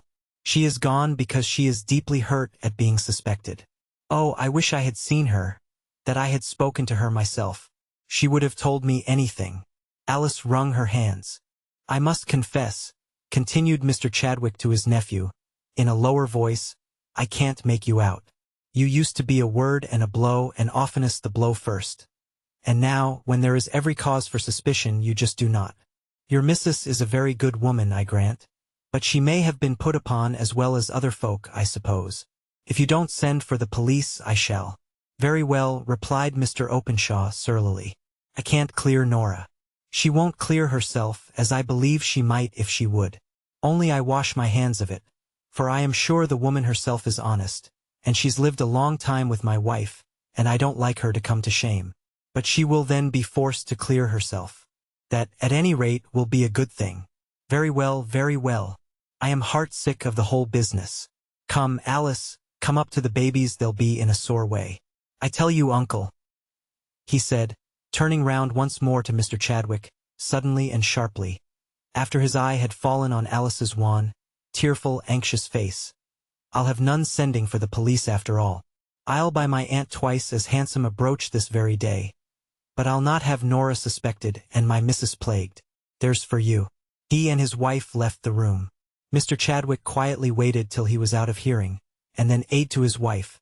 For all Tom's heroics, I'm just quietly going for a detective, wench. Thou needst know naught about it. He went to the police station and made a statement of the case. He was gratified by the impression which the evidence against Nora seemed to make. The men all agreed in his opinion, and steps were to be immediately taken to find out where she was. Most probably, as they suggested, she had gone at once to the man who, to all appearance, was her lover. When Mr. Chadwick asked how they would find her out, they smiled, shook their heads, and spoke of mysterious but infallible ways and means. He returned to his nephew's house with a very comfortable opinion of his own sagacity. He was met by his wife with a penitent face. "Oh, master, I found my brooch. It was just sticking by its pin in the flounce of my brown silk that I wore yesterday. I took it off in a hurry, and it must have caught in it, and I hung up my gown in the closet. Just now, when I was going to fold it up, there was the brooch. I'm very vexed, but I never dreamt but what it was lost." Her husband muttering something very like "Confound thee and thy brooch too. I wish I'd never given it thee," snatched up his hat and rushed back to the station, hoping to be in time to stop the police from searching for Nora. But a detective was already gone off on the errand. Where was Nora? Half mad with the strain of the fearful secret, she had hardly slept through the night for thinking what must be done. Upon this terrible state of mind had come Elsie's questions, showing that she had seen the man, as the unconscious child called her father. Lastly came the suspicion of her honesty.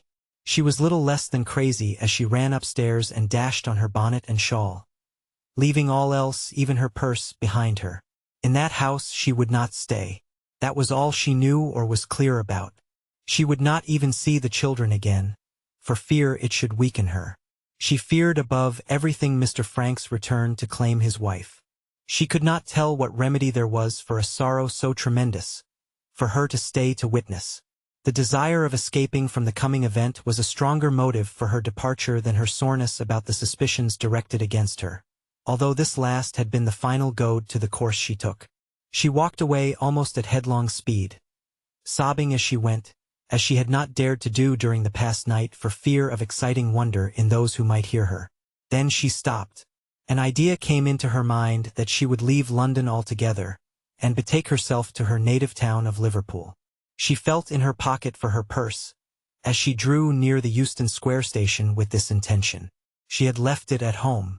Her poor head aching, her eyes swollen with crying, she had to stand still and think as well as she could where next she should bend her steps. Suddenly the thought flashed into her mind that she would go and find out poor Mr. Frank. She had been hardly kind to him the night before, though her heart had bled for him ever since.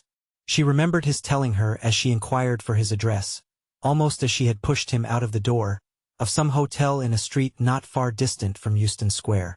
Thither she went, with what intention she hardly knew, but to assuage her conscience by telling him how much she pitied him.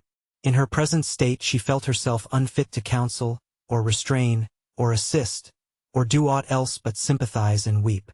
The people of the inn said such a person had been there, had arrived only the day before, had gone out soon after his arrival, leaving his luggage in their care, but had never come back. Nora asked for leave to sit down and await the gentleman's return.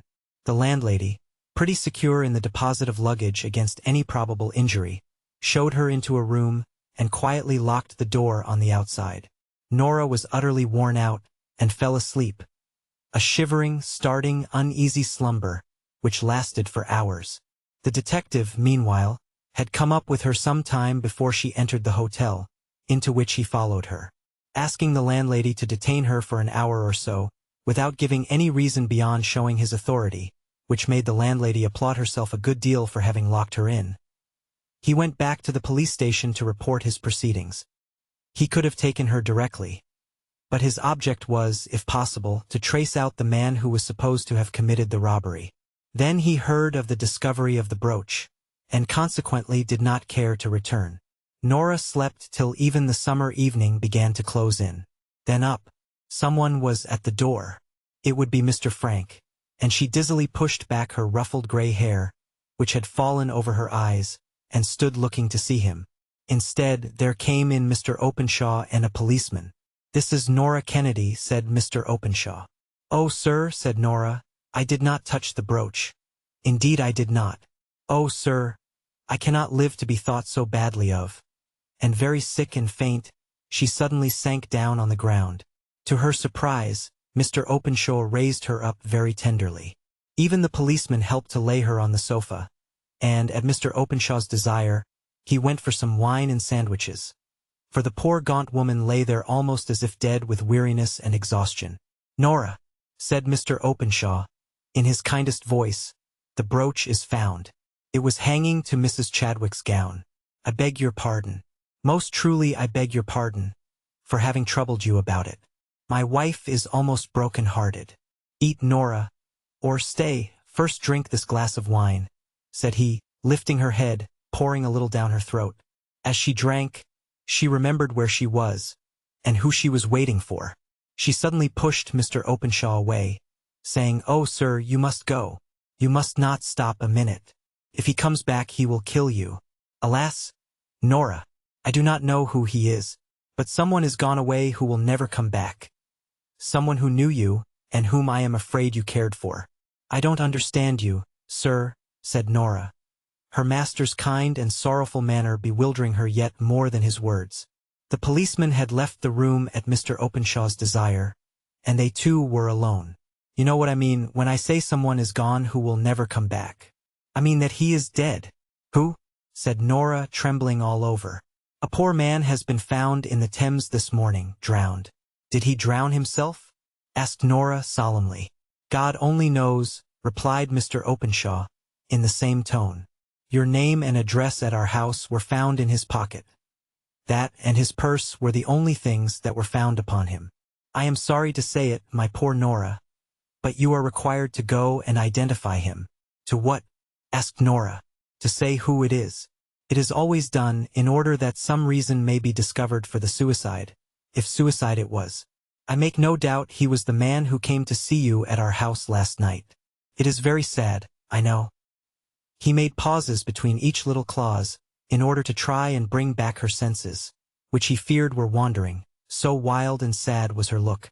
"Master Openshaw," said she at last, "I've a dreadful secret to tell you. Only you must never breathe it to anyone, and you and I must hide it away forever. I thought to have done it all by myself, but I see I cannot. Yon poor man, yes, the dead, drowned creature is, I fear, Mr. Frank, my mistress's first husband." Mr. Openshaw sat down as if shot. He did not speak, but after a while he signed to Nora to go on.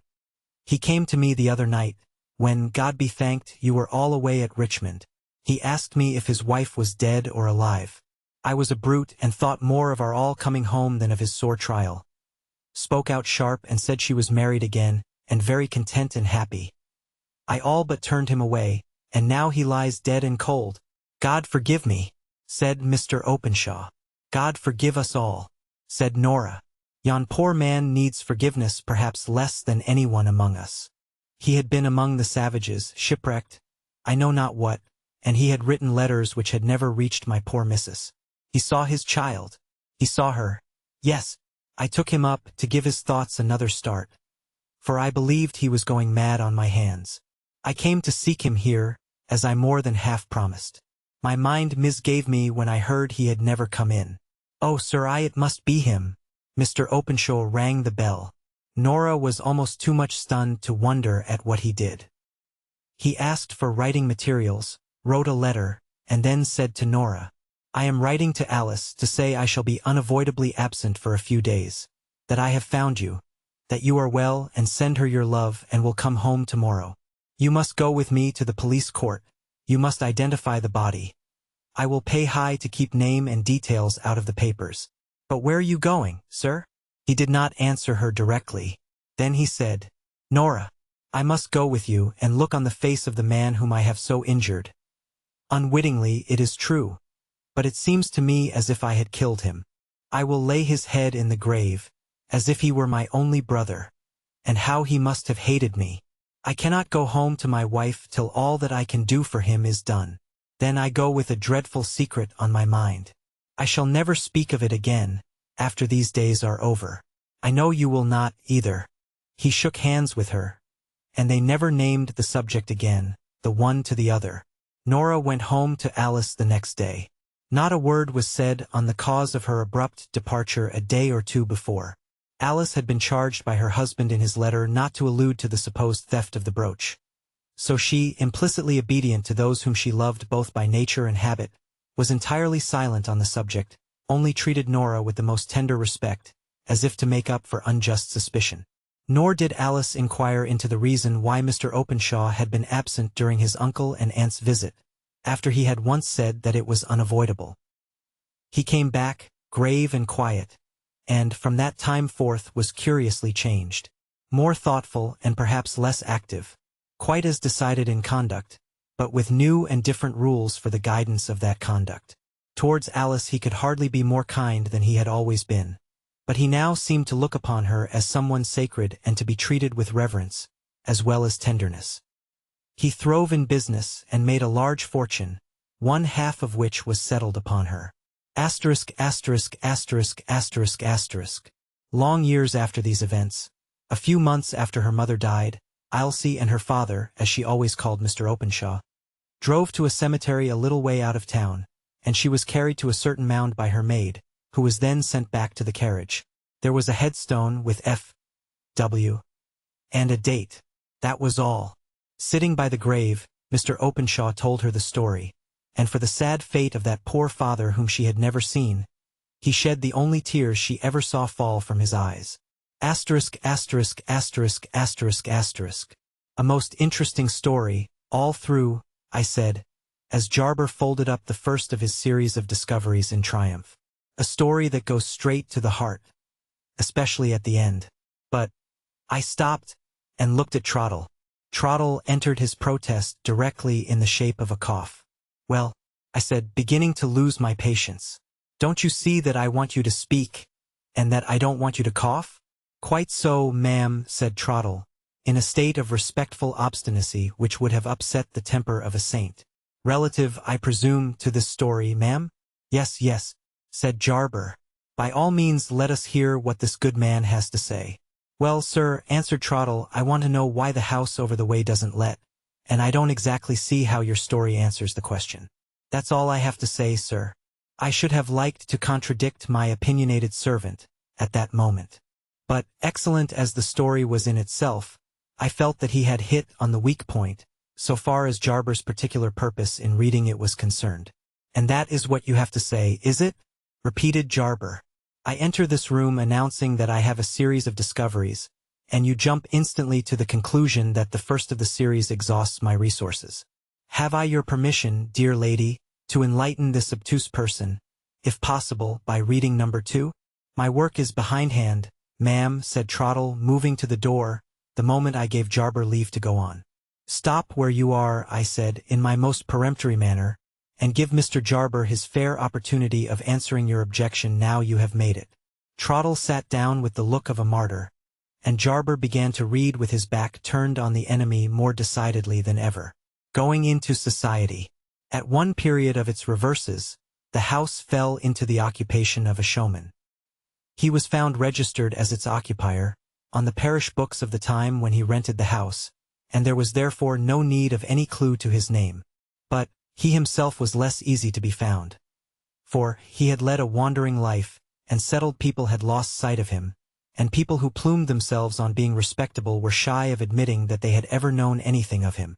At last, among the marshlands near the river's level, that lie about Deptford and the neighboring market gardens, a grizzled personage in velveteen, with a face so cut up by varieties of weather that he looked as if he had been tattooed, was found smoking a pipe at the door of a wooden house on wheels. The wooden house was laid up in ordinary for the winter, near the mouth of a muddy creek.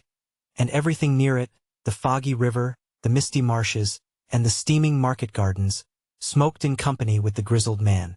In the midst of this smoking party, the funnel chimney of the wooden house on wheels was not remiss, but took its pipe with the rest in a companionable manner. On being asked if it were he who had once rented the house to let, Grizzled Velveteen looked surprised and said yes. Then his name was Magsman? That was it, Toby Magsman, which lawfully christened Robert, but called in the line from a infant Toby. There was nothing agin Toby Magsman, he believed. If there was suspicion of such, mention it. There was no suspicion of such, he might rest assured. But some inquiries were making about that house, and would he object to say why he left it? Not at all. Why should he? He left it along of a dwarf. Along of a dwarf? Mr. Magsman repeated deliberately and emphatically, along of a dwarf. Might it be compatible with Mr. Magsman's inclination and convenience to enter, as a favor, into a few particulars? Mr. Magsman entered into the following particulars. It was a long time ago, to begin with, afore lotteries and a deal more was done away with. Mr. Magsman was looking about for a good pitch, and he see that house, and he says to himself, I'll have you if you're to be had. If money'll get you, I'll have you. The neighbors cut up rough and made complaints. But Mr. Magsman don't know what they would have had. It was a lovely thing. First of all, there was the canvas, representing the picture of the giant in Spanish trunks and a ruff, who was himself half the height of the house, and was run up with a line and pulley to a pole on the roof, so that his head was coeval with the parapet. Then there was the canvas, representing the picture of the Albina lady, showing her white heir to the army and navy in correct uniform. Then there was the canvas, representing the picture of the wild Indian a scalpin' a member of some foreign nation. Then there was the canvas, representing the picture of a child of a British planter, seized by two boa constrictors. Not that we never had no child, nor no constrictors neither. Similarly, there was the canvas, representing the picture of the wild ass of the prairies. Not that we never had no wild asses, nor wouldn't have had 'em at a gift. Last, there was the canvas, representing the picture of the dwarf, and like him too, considerin', with George IV in such a state of astonishment at him as his Majesty couldn't with his utmost politeness and stoutness express. The front of the house was so covered with canvases, that there wasn't a spark of daylight ever visible on that side. Magsman's amusements, 15 foot long by 2 foot high, ran over the front door and parlor windows. The passage was a arbor of green baize and garden stuff. A barrel organ performed there unceasing. And as to respectability, if threepence ain't respectable, what is? But the dwarf is the principal article at present, and he was worth the money. He was wrote up as Major Tpshovsky, of the Imperial Bulgarian Brigade. Nobody couldn't pronounce the name, and it never was intended anybody should. The public always turned it, as a regular rule, into Chopsky. In the line he was called Chops, partly on that account and partly because his real name, if he ever had any real name, which was very dubious, was Stakes. He was an uncommon small man, he really was. Certainly not so small as he was made out to be, but where is your dwarf as is? He was a most uncommon small man with a most uncommon large head, and what he had inside that head nobody ever knowed but himself. Even supposin' himself to have ever took stock of it, which it would have been a stiff job for even him to do. The kindest little man as never growed, spirited but not proud. When he travelled with the spotted baby, though he knowed himself to be a nat'ral dwarf, and knowed the baby's spots to be put upon him artificial, he nursed that baby like a mother. You never heard him give a ill name to a giant. He did allow himself to break out into strong language respectin' the fat lady from Norfolk, but that was an affair of the art, and when a man's art has been trifled with by a lady, and the preference give to a Indian, he ain't master of his actions. He was always in love, of course. Every human nat'ral phenomenon is, and he was always in love with a large woman. I never knowed the dwarf as could be got to love a small one, which helps to keep 'em the curiosities they are. One singular idea he had in that head of his, which must have meant something, or it wouldn't have been there. It was always his opinion that he was entitled to property. He never would put his name to anything. He had been taught to write by the young man without arms, who got his living with his toes, quite a writing master he was and taught scores in the line. But Chops would have starved to death, afore he'd have gained a bit of bread by putting his hand to a paper. This is the more curious to bear in mind, because he had no property, nor hope of property, except his house and a sarser. When I say his house, I mean the box, painted and got up outside like a reg'lar six-roomer, that he used to creep into with a diamond ring, or quite as good to look at, on his forefinger, and ring a little bell out of what the public believed to be the drawing-room winder. And when I say a sarser, I mean a chainy sarser in which he made a collection for himself at the end of every entertainment. His cue for that, he took from me. Ladies and gentlemen, the little man will now walk 3 times round the carawan, and retire behind the curtain. When he said anything important in private life, he mostly wound it up with this form of words, and they was generally the last thing he said to me at night afore he went to bed. He had what I consider a fine mind, a poetic mind. His ideas respectin' his property never come upon him so strong as when he sat upon a barrel organ and had the handle turned.